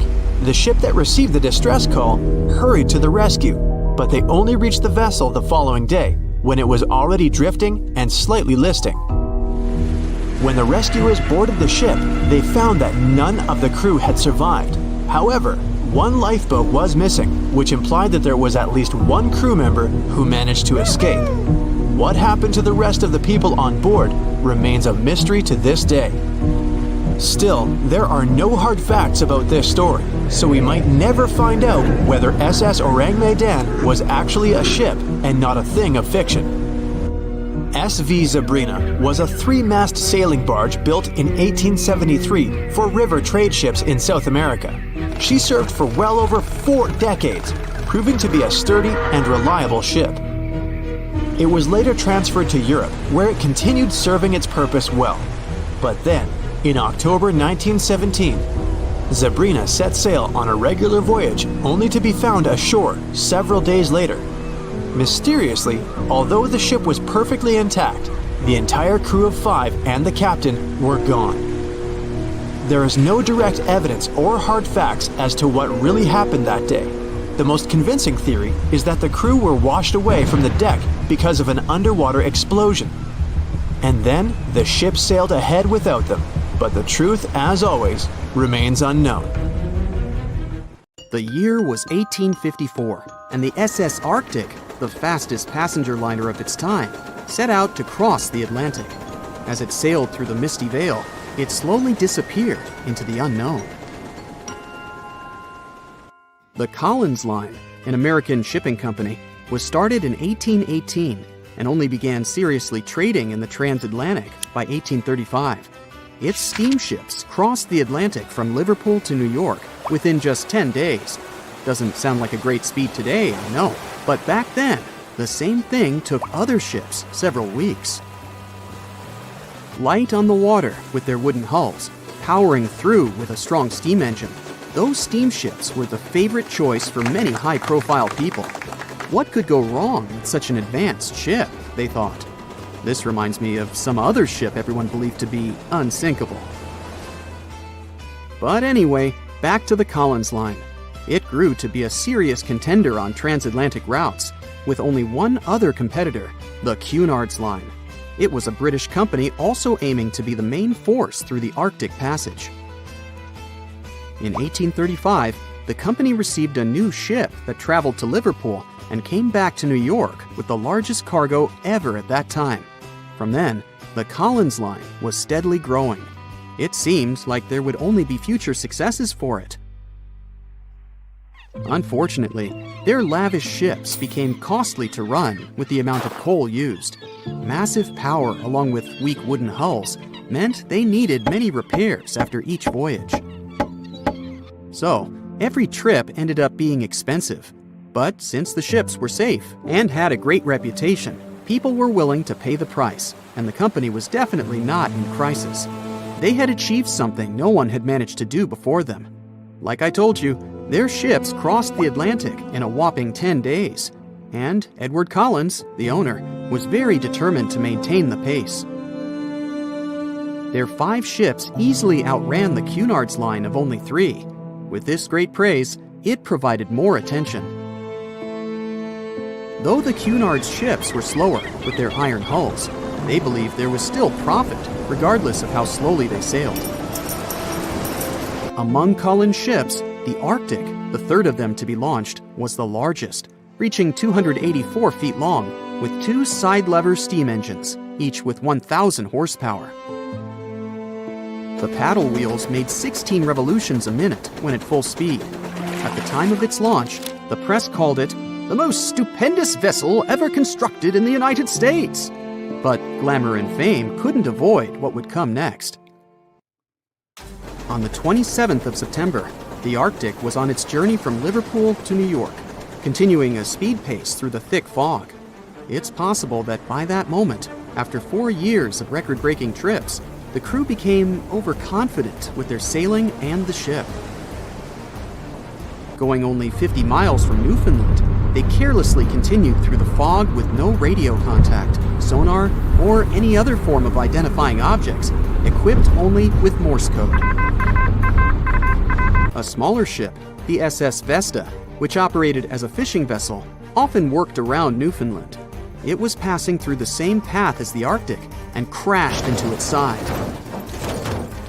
Shocked by the collision, the captain of the Arctic offered help to the much smaller Vesta, but it was soon clear that the damage that seemed minor on the Arctic was far worse. Beneath the waterline, a hole was letting water into the hull. The cost of the much faster wooden hull now seemed less valuable. They steered toward land, trying to plug the holes, but they weren't doing so well, and the seawater continued to pour in, filling up higher and pushing the ship down. And finally, once the engine room was full, it put out the boilers, taking away the massive power the Arctic was once legendary for. They moved slowly until coming to a complete stop. The ship continued to sink, and the order was to abandon it. At the time, maritime law allowed for the Arctic to carry only 6 lifeboats, only capable of saving 180 people. The crew and some of the passengers managed to push their way aboard and took most of the seats on those boats. Things were pretty wild, and everyone forgot about their manners, not letting the ladies and the youngest ones board first. It took 4 hours for the Arctic to sink. 150 crew and 250 passengers were on board. Those that weren't able to find a lifeboat made a desperate attempt to build their own rafts from parts of the ship. 2 days later, only 3 boats made it safely to the shore. The other 3 were never found. Believe it or not, the rescue party also saved some people that had been clinging to the wreckage for 2 days. Unlike the crew, the captain went down with the Arctic, but amazingly survived. He would be only one of 85 people that made it out of the 400 on board. When the news arrived 2 weeks later, the public responded with great sadness to the losses. Great anger soon followed towards the poor safety measures in the crew. The press published demands to change the laws for more lifeboats. It only made sense to have enough for every person on board a ship. But they ignored those requests. This neglect would lead to more disasters in the future. Enough lifeboats would only come into maritime law some 60 years later, after the disaster of the Titanic. Edward Cullen's wife and 2 children were also aboard the ship and didn't return. He was heartbroken, but didn't stop running his business. The Collins line still had a reputation to uphold, the biggest, fastest, and most luxurious on the Atlantic. Edward Collins would now build an even better ship than any other. It was named the Adriatic, and it was the largest ship in the world, 354 feet long. With 2 alternating steam engines that had never been built of this size. These steam engines at the time were at the height of engineering, though today you can only see them in models and toys. With the new addition of 2 masts, the Adriatic would also be able to sail if needed. Luckily, they made some lessons from the disaster of the Arctic. But before their new ship, the Adriatic, was built, another disaster had occurred. The sister ship of the Arctic had also sunk. They believe this second ship was desperate to stay in front of the Cunard's line and hit an iceberg somewhere during the race. This weird contest took the lives of 141 people. The desperation of Collins and his weakly built hulls pushed the company towards bankruptcy in 1858. The newly built Adriatic, costing over $1 million, had only made 1 voyage in the end. And even that voyage was considered a disaster. the ship collided with a tugboat. It still managed to finish its maiden voyage at a suitable time. After the company had gone bankrupt, they had to sell the ship for only $50,000. They removed the great giant engines, replacing them with only sails. Although it was once the greatest ship on the high seas, it was only 30 years later until it was abandoned, labeled irreparable, and anchored in a river. The other remaining ships were also sold and only used for parts. Edward Collins left the industry altogether, seeking work on dry land instead. As the Collins line was no longer in the mix, the Cunards would grow in strength. Without competition, they would win the Blue Riband for the next 30 years, and 180 years later, after producing hundreds of ships. They still have a constant presence on the seas as they provide transatlantic crossings, world voyages, and leisure cruises. To this day, the Cunard Line is the only one to run ships between Europe and America, and it's great proof that it's not always the fastest that's the best. They say nothing is ever lost, and it's true. Let's discover ships frozen in time. The first one is truly fascinating. Here, the Antikythera shipwreck. It's a Greek trading ship from the 1st century BCE. It's located on the east side of the Greek island of Antikythera and at the merging point of the Aegean and Mediterranean seas. Around 2,000 years later, in 1900, a group of Greek sponge divers discovered the wreck. They were going to Tunisia, yet they were forced to find shelter from a storm on a nearby island. Since they couldn't go anywhere due to the storm, they decided to look for sponges until the weather got calmer. One of the divers discovered the shipwreck at depths of around 130 feet. Imagine someone going for a sponge hunt, but getting out to the surface with archaeological treasures. The captain of the sponge boat talked to the Greek officials about what they had found. The officials sent 2 ships to the wreckage. The salvage operation was successful, and discoveries are now in Greece's National Archaeological Museum in Athens. The findings included 3 life-sized marble horses, jewelry, coins, and hundreds of works of art, including a 7-foot-tall Colossus statue of Hercules. Among these treasures, Antikythera ephebe, a bronze statue of a young man, caught more attention. Because the ephebe doesn't comply with any familiar iconographic model, and there are no known copies of his type, he held a spherical object in his hand. Scholars have different theories of who that person could be, but they are not in a consensus yet. More than 70 years later, Jacques-Yves Cousteau and his team went to the area and recovered hundreds more artifacts and the remains of 4 people. Interestingly, they discovered a complex set of interlocking gears, capable of predicting the movement of the sun, moon, and several planets. The mechanism can also show the times of solar and lunar eclipses years into the future. Think of this Antikythera mechanism as an early computer calendar, to plan significant events like agricultural activities, religious rituals, and Olympic Games. These artifacts found in the Antikythera wreckage are some of the most important findings in modern archaeology. Just the Antikythera mechanism itself has changed our perception of the limits of ancient technology.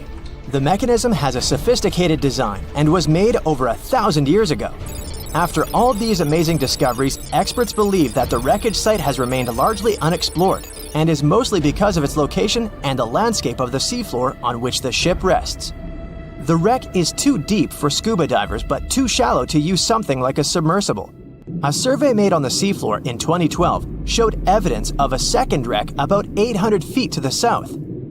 It's clear that this area has a lot to offer humanity. What would happen if those sponge hunters didn't go to the area?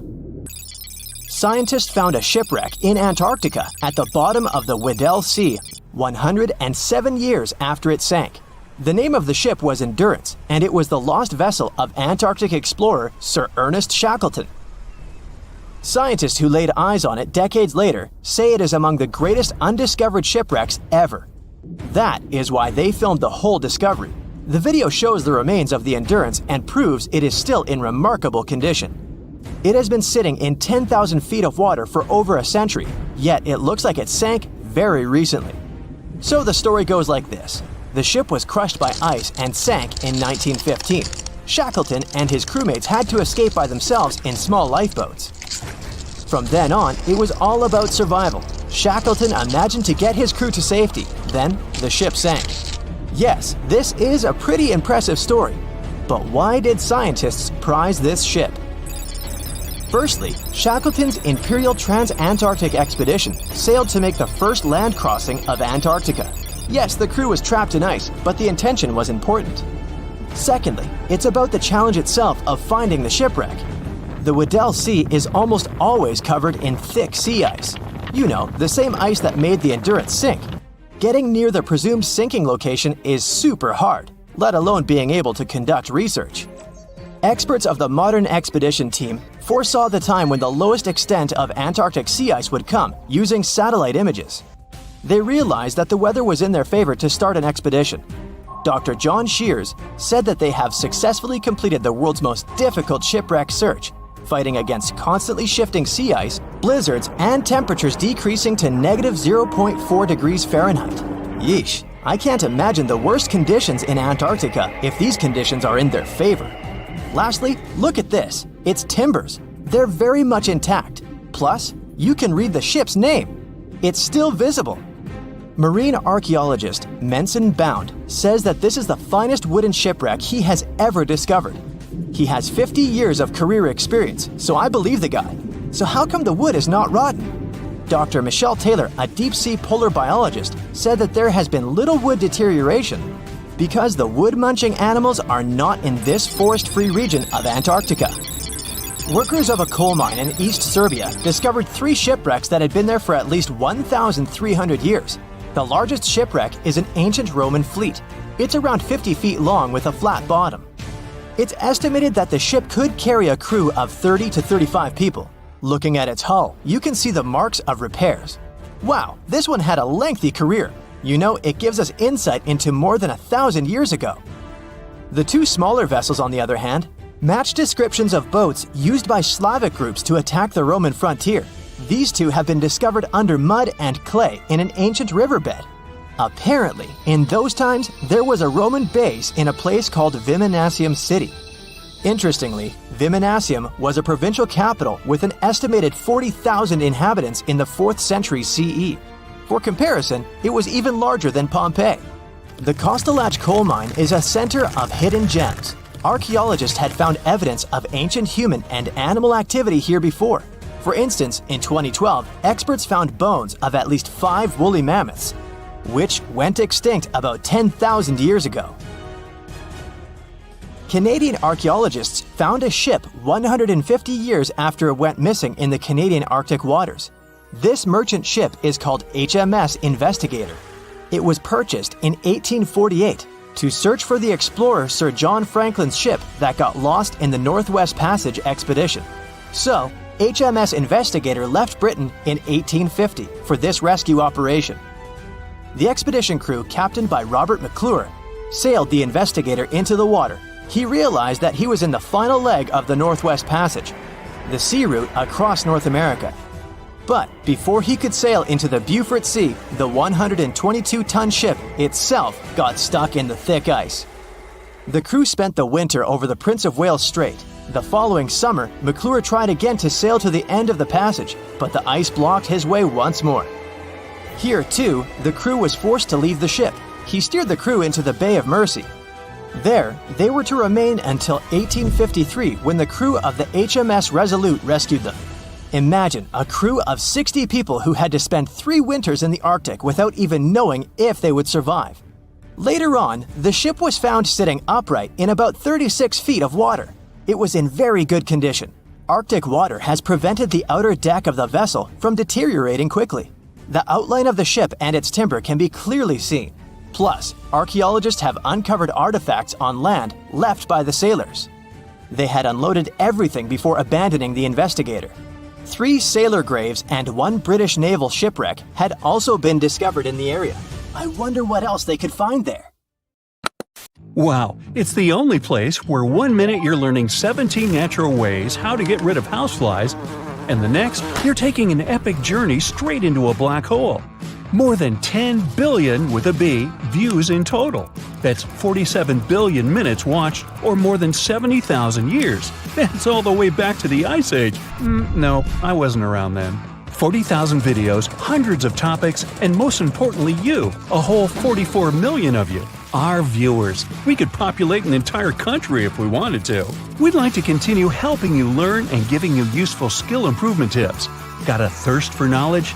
We've prepared 4 masterclasses on creating a 2D character animation from scratch, 10 hours of video lessons, practical tasks using professional software, and additional materials that you can use with your own projects. Get the full course now and create your own animated masterpiece. No matter what happens, don't stop! We almost got it! 2 treasure seekers are digging frozen ground in a cornfield at night. It's raining hard, lightning is flashing, but these 2 guys keep working. And now the shovel hits something solid. No way! A treasure chest! They start digging faster and find a piece of a ship's engine. What the? Far from the seas and lakes, somewhere under the fields of Kansas City, they found a giant sunken ship. How is this possible? Now you'll see. Some people spend their lives searching for shipwrecks with treasures underground. One of them is explorer David Hawley. He's been looking for such ships far from the seas, rivers, and oceans for many years. He does this because he likes the feeling of adventure. The holds of these ships may contain chests of gold, antiques, and artifacts. And you can get a lot of money for them. David says you don't have to go into the ocean to find a sunken ship. They may be lying in your backyard. But why do ships end up buried underground among fields, farms, and plains? Let's find out using the example of steamboat Great White Arabia. According to old records, the newspaper clippings, this ship had been carrying about 200 tons of treasure before it sank in 1856. Many rumors and local legends said the ship was lying underground a few miles northeast of Kansas City. It was there because people deliberately altered the riverbed and channels of the Missouri River in the second half of the 19th century. They artificially brought the shores closer to each other. They narrowed the river to increase the flow's speed, so boats could sail much faster. In the 19th century, steamboats were the most popular means of transporting passengers and goods. Before railroads, they extended the western border across the Mississippi and Missouri rivers and brought supplies to people. That's why it was so important to increase the speed of their movement. So, on September 5, 1856, Arabia was sailing along such an estuary. It came across a snag sticking out of the water. A piece of log quickly flooded the ship. Fortunately, all passengers were evacuated. But the steamer and its precious cargo reached the silt bottom of the Missouri River in a few minutes. Several years had passed. Everyone forgot about the vessel. During this time, the course of the Missouri River had changed. But Arabia remained under the wet, muddy bottom. The soil level above it was getting higher, and the ground was losing moisture. Eventually, many decades later, a cornfield formed above the sunken ship. In the 1980s, one farmer owned this area, and he had no idea what was hidden in his territory. David Hawley carefully studied the history of the sunken ships of the USA. He knew that hundreds of steamers had gone underwater all over Missouri, but most of all, he was interested in Arabia, as there were rumors that it was filled with gold and other valuable things. The territory of cornfields in Kansas was vast, but David Hawley knew how to search properly. In 1987, he started working. First, together with his brother and father, they collected all the clippings from old newspapers they could find. They were looking not only for information about the steamer, but also for maps of the Missouri River. They tracked its historical changes, checked the dates, and identified a large area where the steamer sank. Next, they used electromagnetic testing and other geological stuff to study the soil and find the right place. They searched for differences in ground moisture and density. Then, they went through the territory with powerful metal detectors. And so, by the fall of 1988, they had determined the location of the steamer. Arabia was the size of a football field. This gigantic vessel lay 45 feet underground, 4 stories down. But before they started excavating, they had to ask the owner of the cornfield for permission. For the farmer, this news was a big surprise. He agreed on the condition that the excavations would be completed by spring so that he could sow a new crop. Digging a giant ship in winter is much more difficult and expensive than at other times. It includes additional equipment, electricity, and heating costs. The team worked day and night. They financed the excavations out of their own pocket. Each invested more than $10,000 and took out a bank loan. Finally, they noticed the first details of the ship. The shovels hit the huge engine boilers and the deck. The goal had been achieved. Most of the cargo lying inside the sunken ships is covered with rust, shells, mud, and is badly damaged. The contents of Arabia were in excellent condition, considering that the ship had sunk 130 years prior. Unfortunately, they didn't find the chests of gold. Still, they got several tons of other valuable cargo, household items of people who lived in the middle of the 19th century. It was a time capsule. The ship was carrying supplies for hundreds and thousands of people, and all these things were perfectly preserved. For example, they could clearly see the brand stamp Goodyear Rubber Company on one rubber shoe. The longer the excavations continued, the more things David and his team found. In the barrels, they found plates from the 19th century. They were intact and usable. Also, there were clean clothes, thousands of pairs of shoes, harpoons, frying pans, and umbrellas. The ship was carrying cargo to supply about 16 small towns. Yes, it's not gold, but such artifacts are also precious. The contents of the ship could be worth millions. However, the crew wasn't going to sell these things. They made a museum on the site of a former fruit market in Kansas City. If you go there, you will immediately feel like you're in a department store of the 19th century.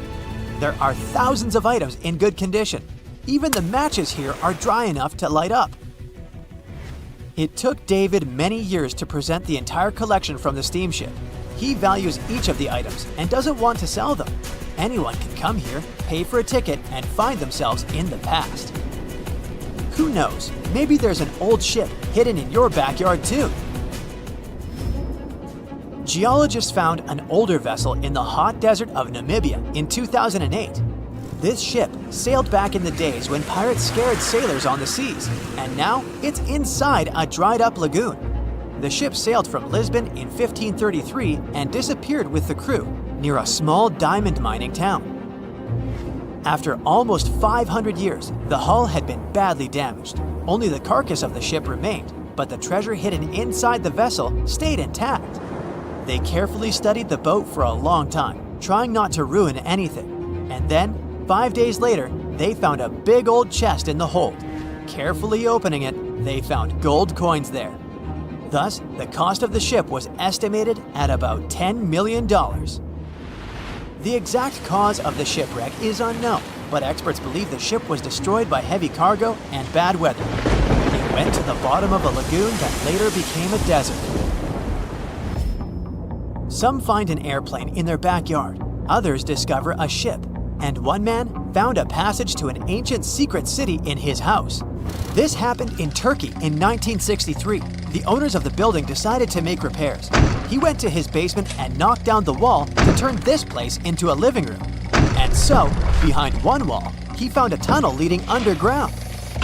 The man thought it was some kind of a secret chamber. He went down there and realized it was something much more than that. It was an ancient city 18 floors deep. People built it in the years 780 to 1180 as a refuge from weather disasters and the invasion of enemies. This place also includes many underground tunnels that stretch for several miles in different directions. People could get to the town from different points using secret passages leading to these roads. The city can accommodate about 20,000 residents, livestock, and tons of food supplies. Archaeologists have also found a chapel, schools, stables, and public kitchens there. They said it was the most technologically advanced ship. They said it was unsinkable. And when it sank, they made a movie about it. These were the main reasons why the Titanic disaster became world famous. But unfortunately, this is not the only large-scale shipwreck. And sadly, there have been cases much worse than the tragedy of the Titanic. One of them occurred on April 27, 1865. The Sultana steamboat carried passengers and cargo daily between St. Louis and New Orleans. It was a pretty large wooden boat with 3 decks and was 260 feet long and 70 feet wide, almost twice the size of a basketball court. The ship could carry about 350 passengers, but on that unfortunate day, more than 2,000 people were on it. On April 23rd, she was making a routine voyage from New Orleans when it broke down. Something was wrong with the boiler, so the vessel docked in Vicksburg for repairs. At the port, the ship's captain, James Cass Mason, found out about an excellent opportunity to earn a lot of money. All he needed to do was to transfer a large group of former prisoners to the north. The captain agreed to do it, but the problem was that the boiler required a lot of time to repair. Mason was afraid that his competitors would take the job, so he decided to sail despite the malfunction the ship had. He patched up the holes in the boiler instead of a big repair and invited all the ex-prisoners on board. So, there was a broken boiler, an excess number of passengers, a lack of lifeboats, and not the best river conditions. Also, the captain refused to send the ex-prisoners to the hold, so they were all with ordinary passengers. There were strong chances for a shipwreck, but the greedy desire to earn more money was stronger. The Sultana went on a voyage and sailed up the river for 2 days. At this time, one of the biggest Mississippi floods in history began. The river overflowed its shores because of the flood, with the water level rising several feet. All the trees on the shore disappeared, and only the tops were sticking out of the water. The ship sailed opposite this powerful current, making the boiler work too hard. On the evening of April 26th, the Sultana arrived in Memphis, Tennessee, and they loaded even more, 120 tons of sugar and 200 passengers. She got incredibly heavy. Around midnight, the ship continued its dangerous journey. The captain sailed to barges to load a shipment of coal. At 1 a.m., the vessel left the barge. At 2 a.m., the broken boiler, unable to withstand the load, suddenly exploded. The Sultana was just 7 miles north of Memphis. Few people survived that day. The problem was that passengers trying to escape from the fire jumped into a cold river with a strong current. The Sultana disaster is considered the most tragic shipwreck in the history of the United States. The exact number of those who didn't survive is still unknown. According to various sources, this number was from 961 to 1,800 people. Don't be surprised that almost no one knows this story. There were many more survivors in the Titanic tragedy, and everybody heard about it. But the Sultana sank during one high-profile event. 12 days before the shipwreck, the country lost Abraham Lincoln. People hadn't yet recovered from this news, so no one paid much attention to the tragedy of the Sultana. Many catastrophes happened quite recently by historical standards. One of them occurred in 2002. The ferry La Jula was a Senegalese vessel. The ferry sailed twice a week, mainly along the coast of Dakar, carrying passengers who traded mango and palm oil. It made daily voyages and never faced severe problems thanks to modern rescue equipment and good repair service. But one day, the ship's crew discovered a malfunction and sent the boat to port. For almost a year, La Jula was in a non-working condition, awaiting repairs. But it didn't get high-quality service. After poor maintenance, the ferry set off on its last voyage. On September 26, 2002, La Jula sailed between southern Senegal and Dakar, and at 11 p.m. headed toward Gambia, where a strong storm began. The wind raised high waves, but this wasn't critical for the large passenger ship unless the number of people on board didn't exceed the established norm. La Jula was supposed to carry about 500 passengers, but had many more people that day. Too many passengers, poor repairs, and a strong storm caused severe problems for the ship. But the main factor in the shipwreck was that La Jula was only built for sailing in coastal waters, but that day, it sailed far from the shore. Big waves started rocking the boat, and at some point, it just turned upside down. The ship's deck went underwater, and its lower part stuck above the surface like an iceberg. All the passengers sitting in cabins fell on the ceiling and lost their orientation in space. There were no holes or damage in the ship's hull, and water flooded the lower decks for a long time. The vessel stood in a twisted position for several hours. Then, the boat began to sink when the water seeped through the deck and hold. The ocean was warm, but no one came to save the passengers. People had to wait almost 4 days to be rescued. Unfortunately, only a few managed to survive. The Philippines is a very dangerous area for ships. This place consists of several thousand islands and a vast area with shallow water. Ships can run aground and damage the hull with reefs and pitfalls. On September 20th, 1987, one of the most terrible disasters in navigation history occurred there. A Philippine passenger ferry called Dona Paz left one of the islands and sailed toward Manila. The sun was shining, the ocean was calm, and the visibility was good. But for some reason, the crew members didn't notice how the tanker Vector was approaching them. The two ships collided at low speed. The collision wasn't strong, but the problem was that the Vector had tons of oil on board, and the Dona Paz crashed into the cargo hold where that oil was stored. So it spilled all over the ocean, and then a spark slipped through. Not only did the two ships catch fire, but also filled with water. Both ships sank in a matter of seconds. Only a few dozen people survived that disaster. On September 27, 1854, the passenger ship Arctic sailed from Liverpool to New York. The fog came rolling down, and visibility got really bad. Another boat appeared out of the thick white haze, the French steamer Vesta. The ships were close enough to each other that a collision was inevitable. The French vessel was smaller, so it seemed to the Arctic's captain that Vesta had received a lot of damage. And while he was staring at the other ship, his boat got quickly filled with water. The captain gave the order to sail to the shore as fast as possible, but the ship's engines stopped working because of the flood. Then the ship's crew started to lower lifeboats with women and kids. Still, when rescuers found lifeboats with people, it turned out that only 87 out of 400 people survived, 65 crew members and 22 passengers. Surprisingly, there were only grown men among them.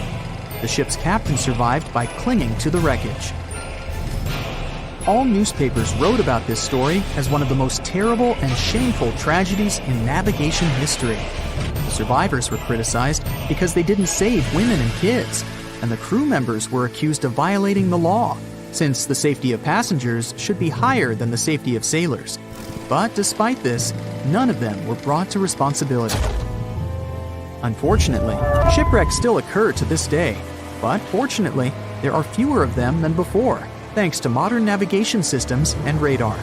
But no technology can guarantee there won't be a super strong storm or any other emergency that no one can foresee. As an experienced sailor and the first man to ever sail non-stop on his own around North and South America, Matt Rutherford has seen a lot during his voyages.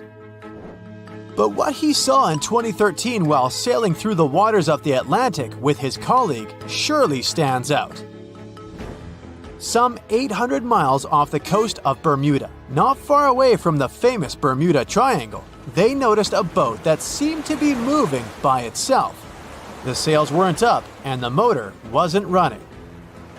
The sailors decided to check if there was someone who needed their help aboard, so they moved closer to the mysterious ship. Once they got there, things only got weirder, as they realized there wasn't a living soul aboard. Rutherford started filming to document their discovery. The boat looked so awfully abandoned that they expected to find some pretty scary things in there. But it didn't stop Rutherford from searching the vessel.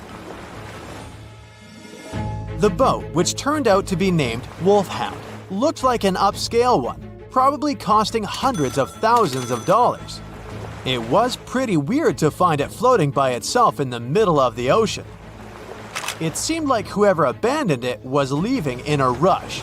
There were clothes and other personal belongings all over the main cabin. Some parts of the ceiling had fallen and some drawers had popped open. The brave sailors decided to tow the ghost ship back to Bermuda. It wasn't easy because Wolfhound was bigger and heavier than their boat. After days at sea, the crew was running low on fuel and asked a passing freighter to stop and give them some gas. They kept pulling Wolfhound until the tow line got wrapped around the rudder and they realized they could get stranded in the Bermuda Triangle. So they had to abandon the ship. What really happened and how Wolfhound ended up in the middle of the ocean will probably remain a mystery. Rumor has it that it belonged to a member of the Royal Irish Yacht Club. The ship was going on its first voyage from Connecticut to Bermuda and then Antigua. It got in a terrible storm around 400 miles away from Delaware. The winds were so strong that the yacht suffered 2 knockdowns. A Greek cargo ship rescued the crew. They left the ship with an emergency beacon on. The rescued crew members shared that they saw the ship sink, which only adds more questions to the story. How did it get back to the surface? Does the Bermuda Triangle have anything to do with that? Christopher Columbus himself reported some unusual compass activity going on in this mysterious area while he was on his way to the New World. Despite the stories of more than 50 ships and 20 planes disappearing in the area, it remains one of the most heavily traveled shipping routes in the world. Some skeptics believe that this fact solves the Bermuda Triangle mystery. It could make sense because the busier the area, the more accidents happen there. But then again, it's not the number of disappearances that makes the place so mysterious. It's the lack of explanation and wreckage lost for good. The first ever confirmed ship to vanish in the Bermuda Triangle was the USS Pickering. In 1800, it departed from the US on its way to the West Indies. The ship sailed into the Bermuda Triangle along with its 90-man crew. No one ever heard anything from them ever since. The popular explanation is that the ship was taken out by a storm. But because no one found any wreckage, we'll never know for sure. The largest ship that has ever disappeared in this mysterious area was the USS Cyclops.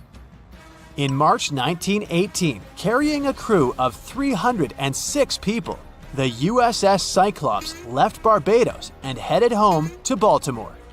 The ship passed through the Bermuda Triangle on its journey and vanished into thin air, or rather, water. The Cyclops never sent any distress signal and disappeared without any explanation or trace. The Bermuda Triangle isn't the only place in the world where ships go missing or mysteriously resurface. One of the most famous ghost ship stories would be of SS Bechimo. The large cargo steamer was built in Sweden. On October 1st, 1931, it got caught in pack ice. The crew decided to wait it out and managed to break free after a couple of days, only to get trapped again in less than a week. This time, they didn't manage to make it out. A rescue team went by air to save 22 of the crew members. 15 other members stayed in a wooden shelter they built not far away from the ship. Their plan was to wait out the winter and get back aboard. At the end of November, a strong blizzard was rushing through the area. When it was over, Bechimo seemed to have gone away with the storm. The captain decided it must have broken and sunk, but a few days later, a local hunter informed them that he had seen the ship around 45 miles away from their camp. The crew managed to find the ship and took the most valuable cargo from its hold. They had fears that Bechimo wouldn't live through that rough water, but it did manage to survive after all. Once the ice was gone, it floated away and ended up drifting along the shores of Canada and Alaska. Many people reported seeing the ghost ship in an open sea. Some even tried to board it to save the ship, but the weather didn't allow it to happen. The last time someone saw SS Bechimo was in 1969, 38 years after its crew had left it. It could still be drifting somewhere in the ocean. The story of MV Hoita happened in the South Pacific. The ship was originally a wooden luxury yacht. After serving for 20 years to various owners, it became a merchant ship. In 1959, it set on a trading voyage that was supposed to last around 2 days. When it didn't reach its destination on time, no one was worried at first, as things happen in the open waters. After another day, and no distress signals from the Hoita, it was obvious that something serious was going on with it. There were 25 people aboard, and their families wanted to find them. A search and rescue crew worked for 6 days looking for the ship, or at least its wreckage, in an area of nearly 100,000 square miles. That's 1.5 times as big as Florida. Sadly, the mission had come back with no results. It seemed like Hoita had disappeared without a trace. A month later, another merchant ship noticed Hoita drifting in the ocean, miles and miles away from its original route, and none of the crew members or passengers were on board. The cargo had also disappeared.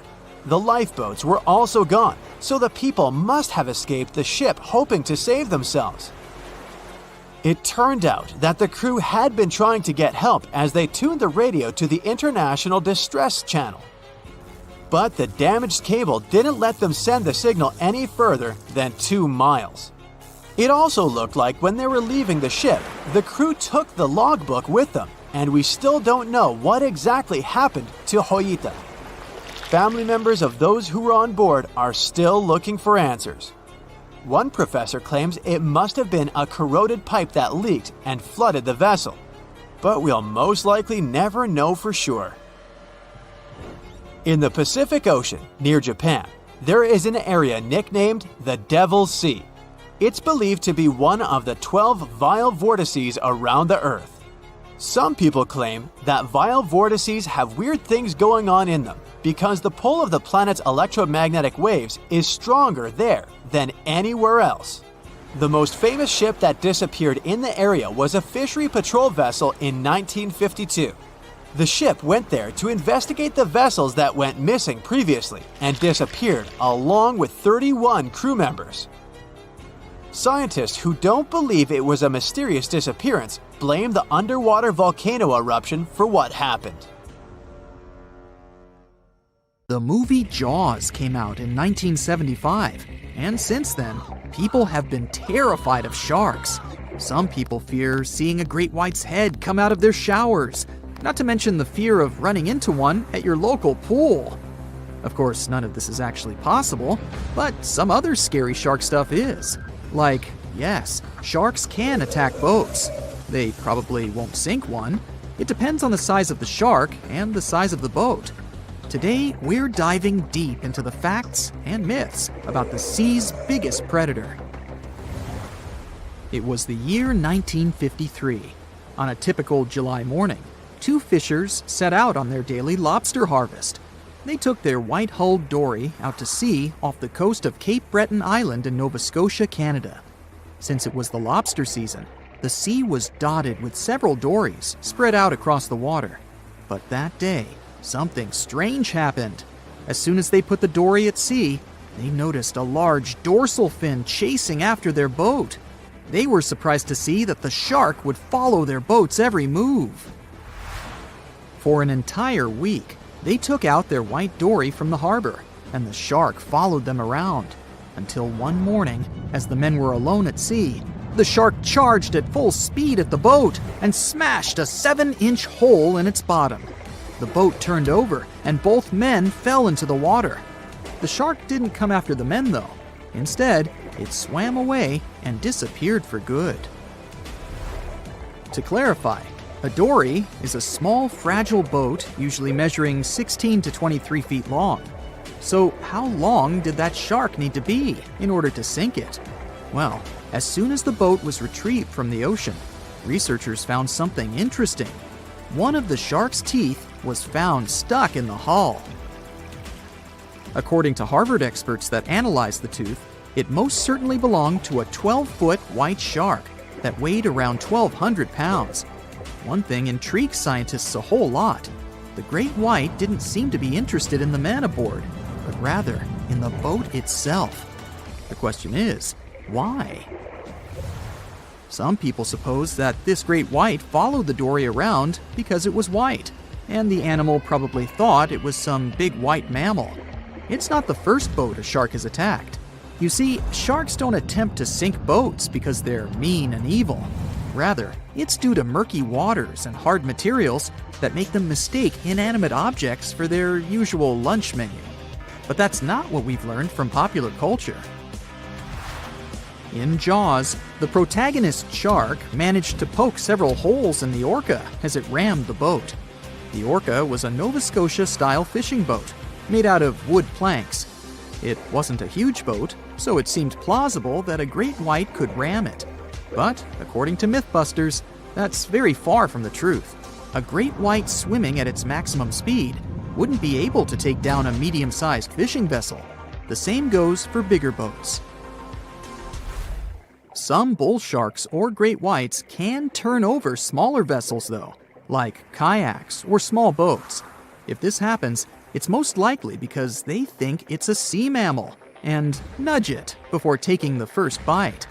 No scientist can say for sure why they do this, only that it's usually a misunderstanding on behalf of the animal. The Shark Research Committee, a nonprofit scientific research organization, has documented a lot of shark attacks on inanimate objects and is trying to answer that question more thoroughly.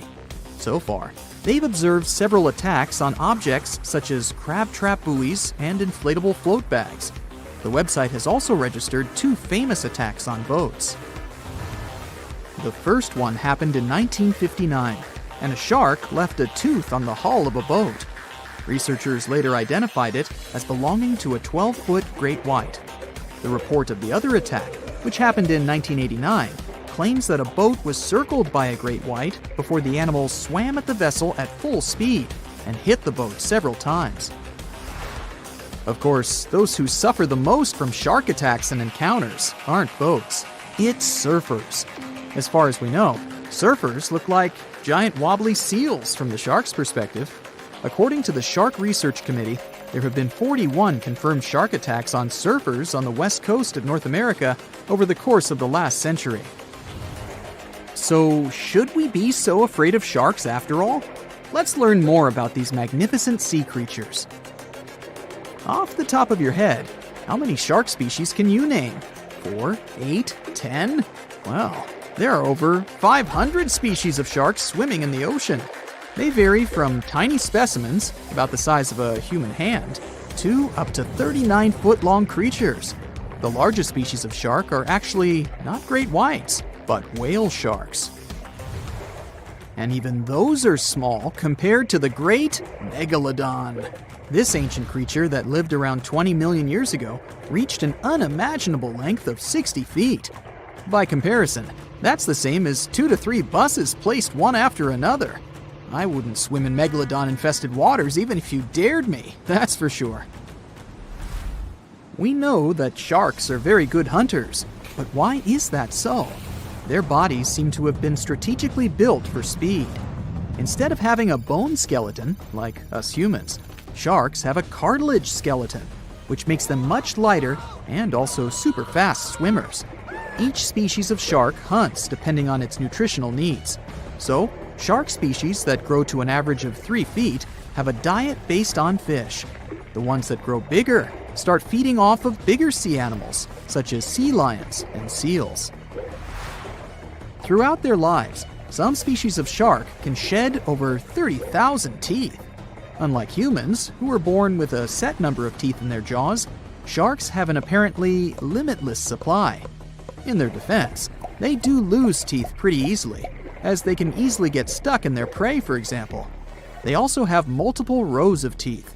The jaws of a great white can contain up to 7 rows of teeth. and can grow to be more than 6 inches long. And since we're speaking of great whites, the most feared shark species roaming the oceans, this is ray.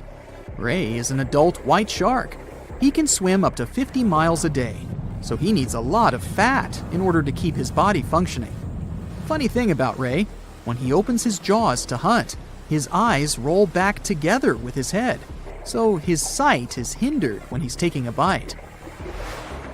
Now, he does like it when the water is murky and underwater visibility is low. That's because it makes it harder for his prey to spot him coming. These conditions can make it easier for him to grab that yummy seal. But this can also make it easy for him to mistake a random boat for lunch and end up scaring some humans. Some Hollywood movies love to portray sharks as having superpowers. Although they're not innately cruel, one species of shark does have something that can be considered bizarre. Hammerhead sharks, one of the most dangerous species of sharks, have a sort of sixth sense. Inside their heads, they have electroreceptor organs called ampullae of Lorenzini. These organs allow sharks to detect the electromagnetic fields of all living things in the ocean. This ups their hunting abilities to another level. They can even find prey hidden in the sand because they sense its electromagnetic field. You should know one thing. If a shark lives in a balanced ecosystem, it won't feel the need to attack unknown things. These animals are curious, though, so maybe we should cut them some slack when they bite a piece off a random boat. Strange things occur in the cold waters of Antarctica. One of these things happened to a ship called Jenny. It was a small schooner whose history began in 1822. The boat and its crew set sail and disappeared a year later. For 18 years, the ship was considered sunk. People forgot about it, but in 1840, the vessel reminded the world of itself. That year, the whaling ship Hope sailed through the Drake Channel in Antarctica. The crew members noticed a ship among icebergs. It was the schooner Jenny. It was floating slowly in the dark, with no signs of life. The captain of the Hope, Mr. Brighton, gave the order to approach the mysterious vessel.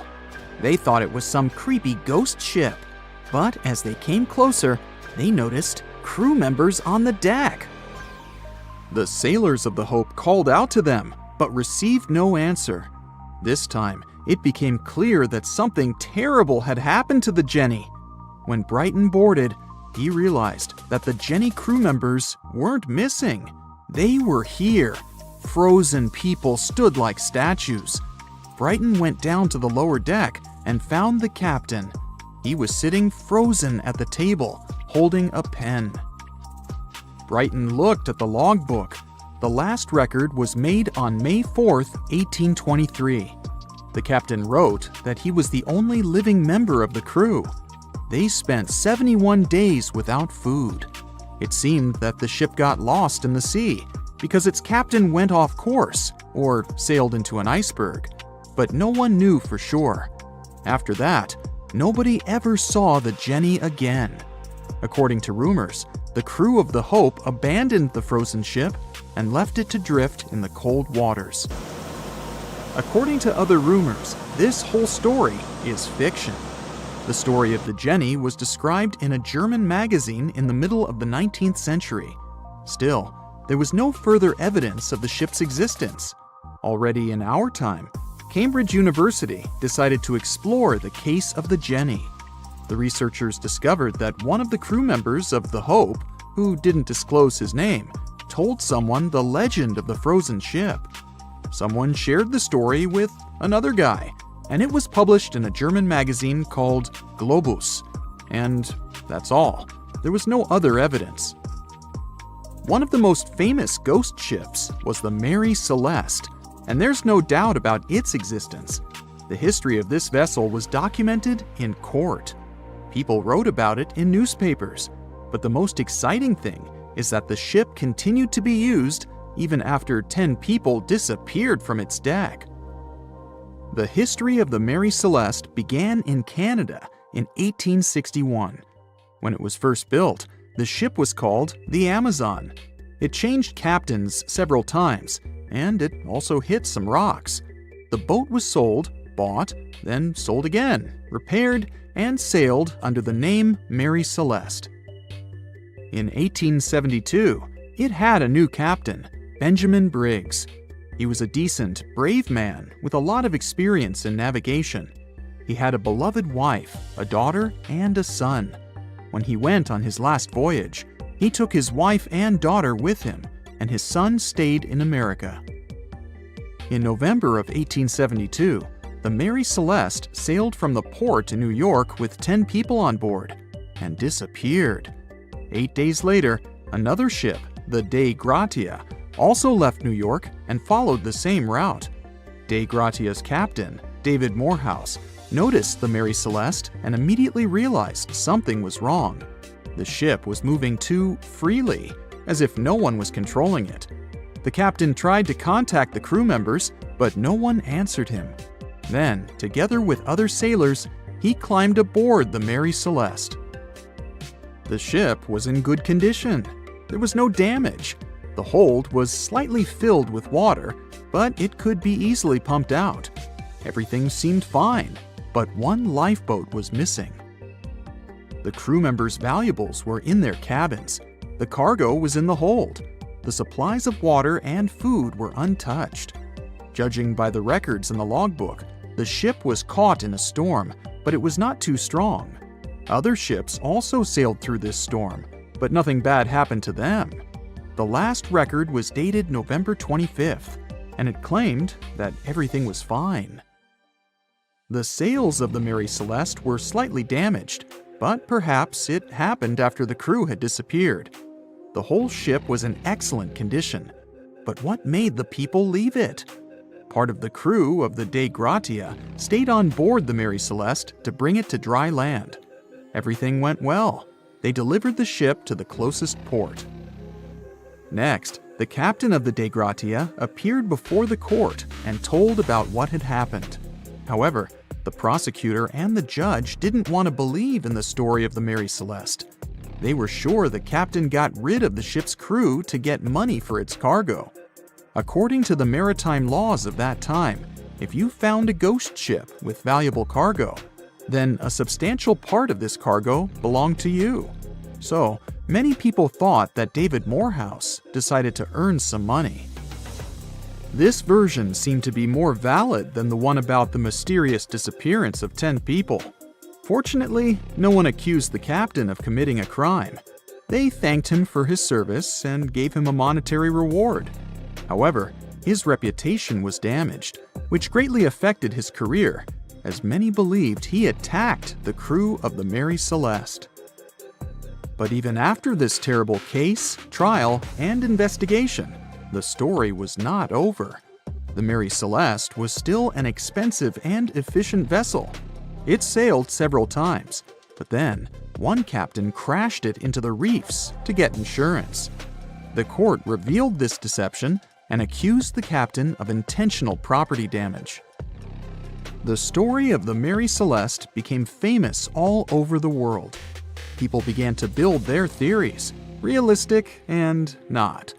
Someone believed the ship had sailed through the Bermuda Triangle, but this version was quickly refuted, as the route of the Mary Celeste passed thousands of miles away from the Bermuda region.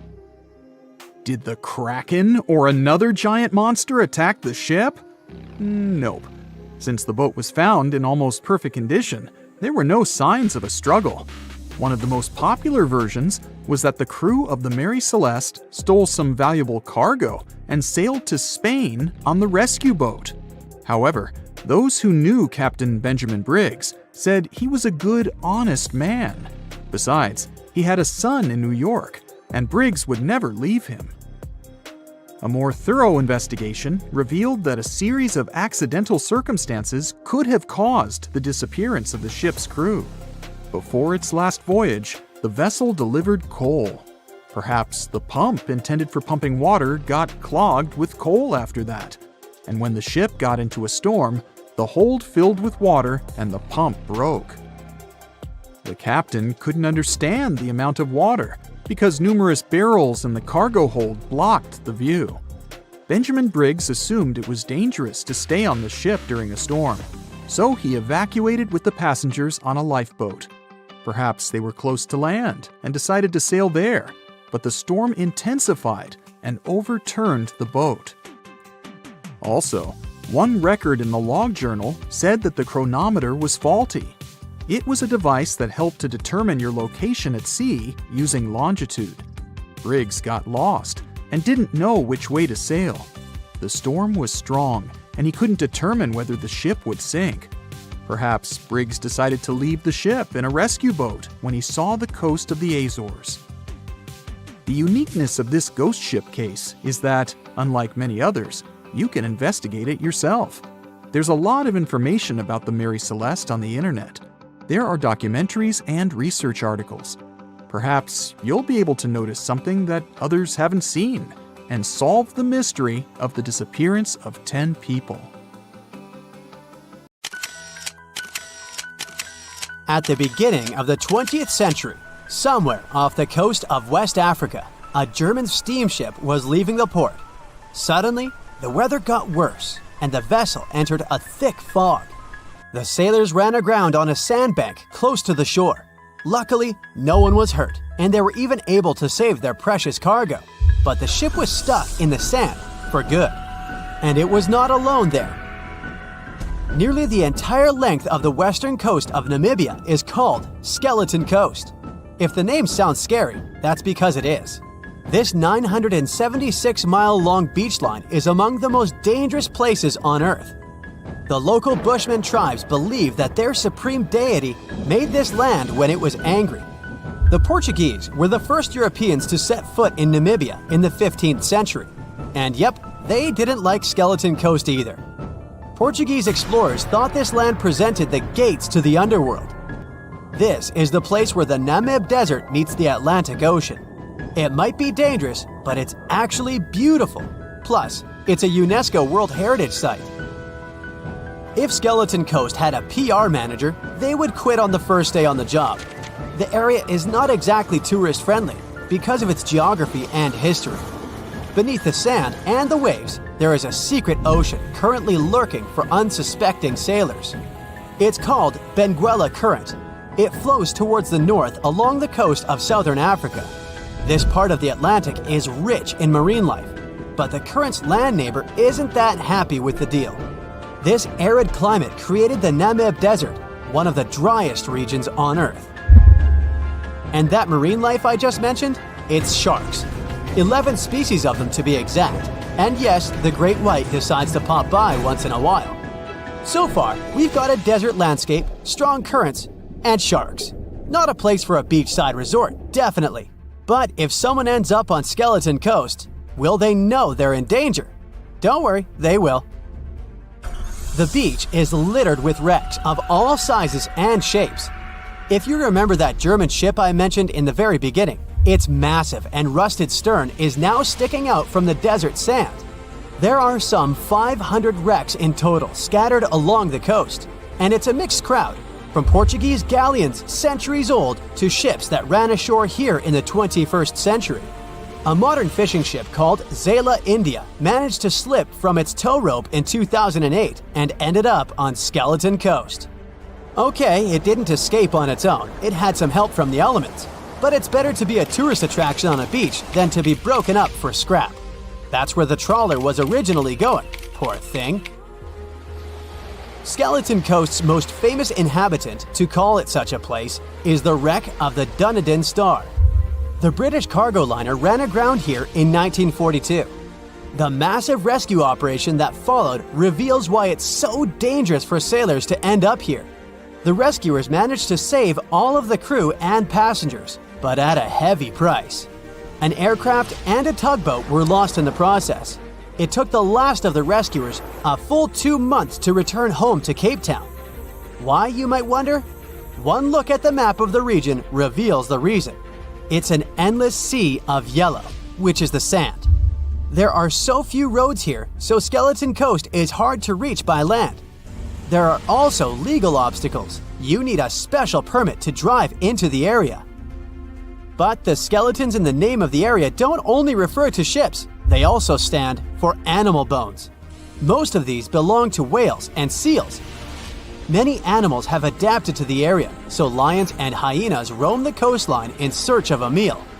Yeah, now there are hungry lions as well, as if those sharks weren't enough. Other animals with a temporary residence on Skeleton Coast include elephants, cheetahs, leopards, and giraffes. In 1971, the Namibian authorities established a national park here, but except for surfers, after an adrenaline rush, they don't get many visitors. You can understand why. The Namib Desert is the oldest desert in the world, and it's not very tourist-friendly either. Those who travel to the region should pack sunscreen and a warm winter jacket. A weird combo, right? Well, not so much when you think that during the day, temperatures soar over 110 degrees Fahrenheit. At night, the air temperature drops below freezing. What a climate roller coaster! And that's not the final danger. Yep, there's more. Remember how that German ship got lost in thick fog? Yeah, it wasn't a one-off event. Because of the region's climate, fog shows up frequently. Sailors should cover their ears now, but this fog is actually good for wildlife. This is their only source of water in the Namib Desert. Reptiles and mammals have adapted to the harsh climate. They use as little water as possible. Shifting sands, thick fog, strong currents, lions, and sharks. Not the stuff you would put in a tourist booklet, but Skeleton Coast isn't the only beach on Earth you wouldn't want to spend your vacation on. I will take you to Cape Tribulation in Australia. The area covers some 48 square miles in the northwestern part of the continent. And no, the area is not as dry as Skeleton Coast. It's part of the Daintree rainforest. You could say that here, it is the rainforest, not the desert that meets the ocean. The beach at Cape Tribulation is straight from a postcard. But looks can be deceiving. Australia? Probably sharks. No, crocodiles are out here to get you if you decide to go for a dip in the sea. There are saltwater crocodiles that the locals call salties. Well, that's a cute nickname for such a dangerous reptile. And it's not just that. The wildlife seems to have a beef with visitors. From October to June, the waters around Cape Tribulation are full of box jellyfish. Their venom affects the human cardiovascular system. When touched by a jellyfish out at sea, swimmers won't have enough time to reach land for help. Vinegar helps neutralize the sting, so you might want to keep a spare bottle in your luggage. Crocodiles and jellyfish sound dangerous, but there's one more animal you should look after. It's the wild boar. It might sound funny, but you won't laugh when you're being chased by one of these across the beach. 21 million wild boars live in Australia. They're mostly active at night, making it even more dangerous if they charge at you. The best defense is running in circles. Wild boars can't cut corners well.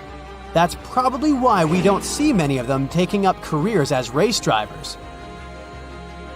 Cape Tribulation has one last danger installed for you, and it's not an animal.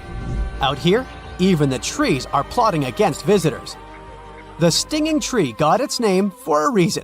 If you try to pick one of its beautiful red berries, it'll fight back. Its prickles are like tiny glass shards. The less than pleasant effect on your skin will last for a month. Then there is this wait a while bush. Who keeps naming them like this? This long vine has spikes that grab hold and just don't let go. They are so strong they can pull a human off a horse. You'll have to wait for someone to come by and save you from this thorny grabber. If you are about to cross this Australian beach from the vacation list, hold on for a second. Tourism is booming here. The local authorities have restricted access to all of the danger zones. Visitors go swimming in dreamy water holes that are surrounded by lush vegetation. There are even ropes to swing from. Now, that's a beach you can finally relax on. There's a ship drifting somewhere in the ocean without a crew. The last time someone saw it was over 50 years ago. Its story reminds of that of the Flying Dutchman, a ship that's bound to sail forever and bring disaster to whoever sees it at sea. At least the legend says so. Unlike the Flying Dutchman, the SS Bay Chimo was definitely real and built for a German company in Hamburg and began as an ordinary cargo ship. It was trading supplies between Hamburg and Sweden in the Baltic Sea starting from 1914. It had a strong steam engine and a hull made of steel. A few years later, it became British property. Then, in the 1920s, a Canadian company purchased it for around $18,000, a huge amount of money back then. The new owner, the Hudson's Bay Company, was actively using the ship for several years. They would often send it on voyages from its home port in Scotland to Siberia, Alaska, the Yukon, and the Northwest Territories. It also passed through the Panama Canal and even the Suez Canal, with fur pelts for sale on board. Sometimes it would also transport passengers. It had completed 9 successful voyages before this strip of good luck came to an end. Starting from the 1930s, SS Bay Chimo would have trouble with ice and storms. When it first got trapped in ice in October of 1931, some of the crew managed to escape to Alaska. 15 of 22 sailors decided to stay with their vessel and try to save it. They had furs and other valuable cargo worth around $58,000 aboard. The company sent them supplies to survive the winter. They set camp near the ship out of the hatches, tarpaulins, and other materials, and offloaded the cargo. At the end of November, a blizzard rushed through the area, and it seemed like it had taken the ship with it. The ice platform had survived, but the ship broke free. Some of the crew members were sure it had sunk. But soon after, they heard from one of the locals who had spotted their ship around 45 miles away from their camp. The crew moved on with their lives, and the ship started its journey as a runaway vessel. People would spot SS Bay Chimo once a year or so, all the way until 1965. It was mostly spotted off the coast of Alaska. A man going to Nome with his sled dog, along with prospectors, explorers, and treasure hunters, all claimed to have seen SS Bay Chimo. Someone tried to board it and take it to port, but ended up stranded on it for days because of horrible weather. Others got luckier and managed to take a whaleboat, some furniture, and other valuables from the vessel. Those who got close to the ship saw that it was damaged and missing the propeller. Still, it stayed afloat without a crew for at least 38 years and became the longest sailing ghost ship in history. In 2006, the Alaskan authorities started a project to solve the mystery of this ghost ship of the Arctic and finally find SS Bay Chimo, either still above or below the water. So far, the project has not been a success.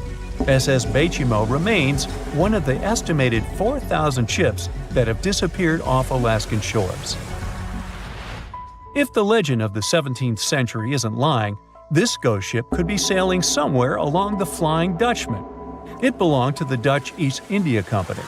Its captain managed to do the impossible for that time and sailed from Holland to Indonesia in only 3 months. They said he was flying over the sea, and some evil tongues explained that he had made a deal with evil forces to achieve that. Once the ship was sailing back home, its captain and crew disappeared without a trace. There are many versions of what happened to it. One of the first ones said it had tried to enter port at the Cape of Good Hope, got in a terrible storm, and sank as there was no captain to save it. Another legend says the captain had refused to obey the skies to let the ship sink during the storm.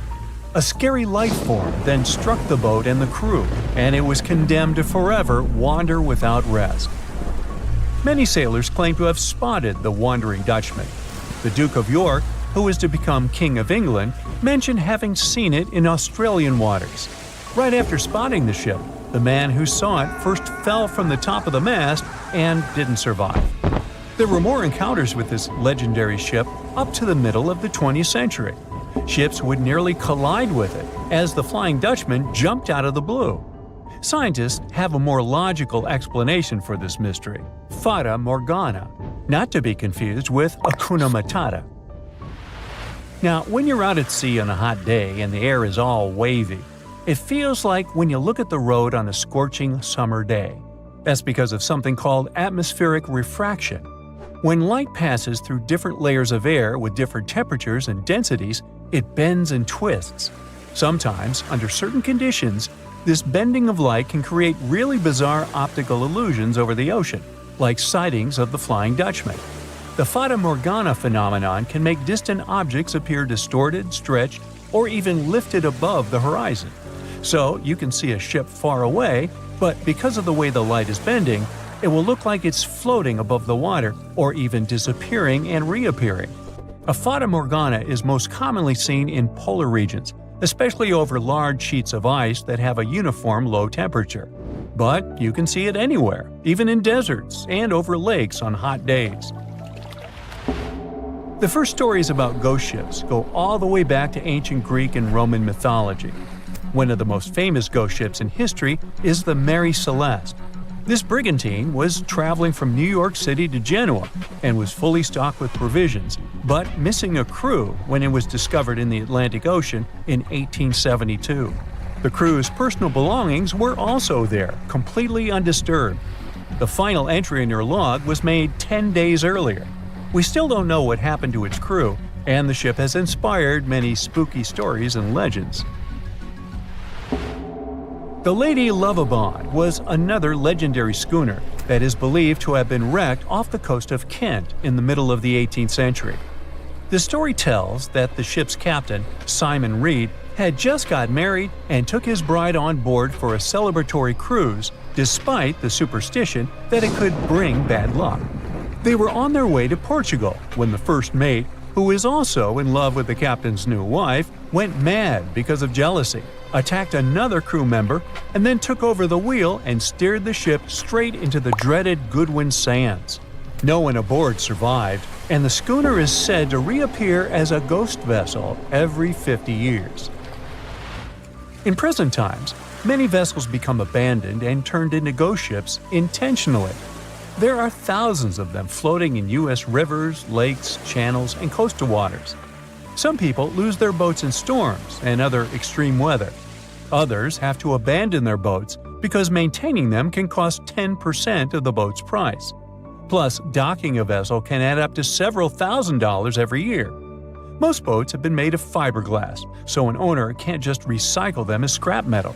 So, once they want to get rid of it, they often tie it to a dock and sneak away, or leave it floating far away from the shore, or just try to sink it. When ghost ships sink in shallow waters, they can cause damage to coral reefs, mangroves, marshlands, oyster habitats, and wetlands. Plus, they can collide with unsuspecting regular ships and cause real trouble. So, don't do that. Enough said. What is a boat doing in the middle of a desert? You would expect to find a seagoing vessel closer to shore. This is the question archaeologists have been asking for decades. In 1988, there was a storm near one of the most important archaeological sites in ancient Egypt. A wooden structure emerged from the sand. It was hollowed out by termites. Scientists were determined to solve its mystery. In 2000, they began excavating the site near Abydos, Ubidos. An American team of experts soon discovered a boat that was 70 feet long, and it wasn't alone. In total, there were 14 boats neatly resting next to each other. It was impossible to completely dig out the boats because of their poor condition. Luckily, the wood was preserved enough to get a sample. Analyses revealed that the boats were around 5,000 years old, the oldest fleet in human history to this date. The time of their construction predates the pyramids at Giza by half a millennium. Each ship of the fleet rested in a vault that matched its dimensions. The room was roughly a third of the size of a tennis court. It had mud brick walls that featured more than 120 drawings of boats. Ancient Egyptians incised them on whitewashed walls that were excellently preserved. Scientists have known about these mysterious chambers for well over a century. 1901, 1902. A British archaeologist, Arthur Weigel, stumbled upon a strange structure west of the River Nile. His team caught a glimpse of the interior walls. Sadly, a section of the roof collapsed, so they had to call off further exploration. Researchers abandoned the site, but its location remained on the maps. The boat's position first led scientists to think that they rested on a bank of the mighty Nile. But there was a problem with this theory. Today, the river flows almost 7 miles west of Abydos. Further studies of the surrounding terrain showed the Nile didn't change its course throughout history. Also, if the boats floated near a dock, they would be in unstable positions. the 14 vessels at Abydos were perfectly parallel to each other. There was only one conclusion possible. Someone had deliberately placed them like that. They must have gone through a lot of effort. Each boat had enough room for up to 30 rowers. These vessels could really float. They weren't models, but scholars still don't know if they actually sailed any body of water in ancient Egypt. This doesn't diminish the importance of the find. Previously, archaeologists found only small-scale models. In King Tut's tomb alone, there were 35 boat models. For a long time, these figurines were the only clues as to how ancient Egyptian vessels looked like. The boat's design confirms that they were the real deal. They are the earliest surviving examples of something called built boats. Ancient people constructed primitive vessels by hollowing out large tree trunks. The alternative was reed that was tied together to form a raft. The boats at Abydos had planks tied together. This was a major breakthrough in shipbuilding. During their lifetime, the boats must have seemed impressive. Timber was a valuable commodity at the time. There was no wood in the desert. Cedar had to be imported from Lebanon. The only person who could afford such luxury was the pharaoh. Studying the area around the ancient fleet provided more answers. Scientists discovered a mud brick structure where Egyptians worshipped the pharaoh. Its approximate date of construction matches that of the wooden boats. The same bricks out of which this building was made were used to encase the fleet. At the time of their construction, the rooms they were stored in had a ceiling. That's the section that archaeologists stumbled upon in the early 20th century. Just like mummies and coffins, these marvelous ships rested inside splendid vaults. The exterior of these rooms was also impressive. The outer walls originally had a plaster of white limestone. It reflected sunlight. In the desert sun, the structure housing the boats must have shone from miles away. Ancient Egyptian builders used the same technique to cover the pyramids 500 years later. Today, their surface looks jagged, but it wasn't always like this. When they were constructed, the pyramids had a top layer of fine white limestone. Their surface was smooth and it gleamed in the sunlight. Instead of stairs, the outer layer of the pyramids was more of a sleek ramp. Archaeologists were left with one final question. Which pharaoh owned the fleet? The answer lay just a mile from the site. This is where the tomb of a pharaoh from the 5th dynasty rested, King Senwosret III. Its time and style of construction matched the ones of the chambers with boats. The very end of his rule might explain how the boats ended up in the middle of the desert. The pharaoh probably passed away in northern Egypt. Then his body was transported down the Nile to Abydos in a marvelous procession of decorated boats. The vessels were later lowered to chambers near the final resting place of their owner. This had a symbolic meaning. In the ancient Egyptians' belief system, ships played a key role. Their supreme deity was Ra. He traveled through the sky during the day in the form of the sun. At nighttime, he sailed through the netherworld in a solar boat. The pharaoh identified himself with Ra. That's why he needed boats in the afterlife. That was the only way to regenerate himself. Just as the sun rises every day above the horizon. This belief existed for thousands of years. The more famous Pharaoh Khufu also had a ship. Scientists found it in 1954 next to his pyramid at Giza. It is some 4 centuries younger than the fleet at Abydos, but Khufu's ship was almost 2 times longer.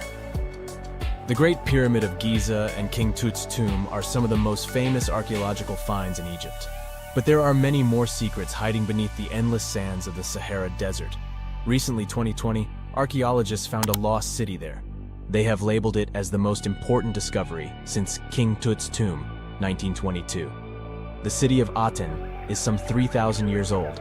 Historians hope it will give them a unique insight into the everyday life of ancient Egyptians. The famous archaeologist and Egyptologist Zahi Hawass proclaimed the site a lost golden city. Aten sits some 300 miles south of Egypt's capital, Cairo. It is close to the famous Valley of the Kings. Archaeologists first found sections of mud brick walls that spread out in all directions. They discovered complete rooms with tools of everyday life inside. The research team unearthed a bakery, a residential neighborhood, and an administrative district. They all date back to the time when the Egyptian civilization was the wealthiest in its long history. They were also the first to make objects from iron. In 1911, scientists found a set of iron beads near a village in Lower Egypt, El Gurza. These are the earliest known iron artifacts. The discovery is literally out of this world. Ancient people made them by beating into shape a piece of a meteorite. The 9 beads were once part of an ornate necklace. They are now blackened and corroded, which is perfectly normal for a piece of jewelry that is over 5,000 years old. They consist of an iron-nickel alloy. Researchers were impressed by the skill of ancient jewelers who processed the beads. Their craftsmanship is more impressive when you think that they didn't know the stellar origins of the material. The Great Pyramid of Giza also has a remarkable feature. An international research group investigated the electromagnetic response of the structure to radio waves. They found that the pyramid has the ability to concentrate electromagnetic energy inside it. This occurred inside its chambers as well as under the pyramid's base. It contains an underground, unfinished chamber. It seems that the electromagnetic response is connected with the properties of limestone, the Great Pyramid's main building material. The research results might have a practical application. The way solar cells and nanosensors function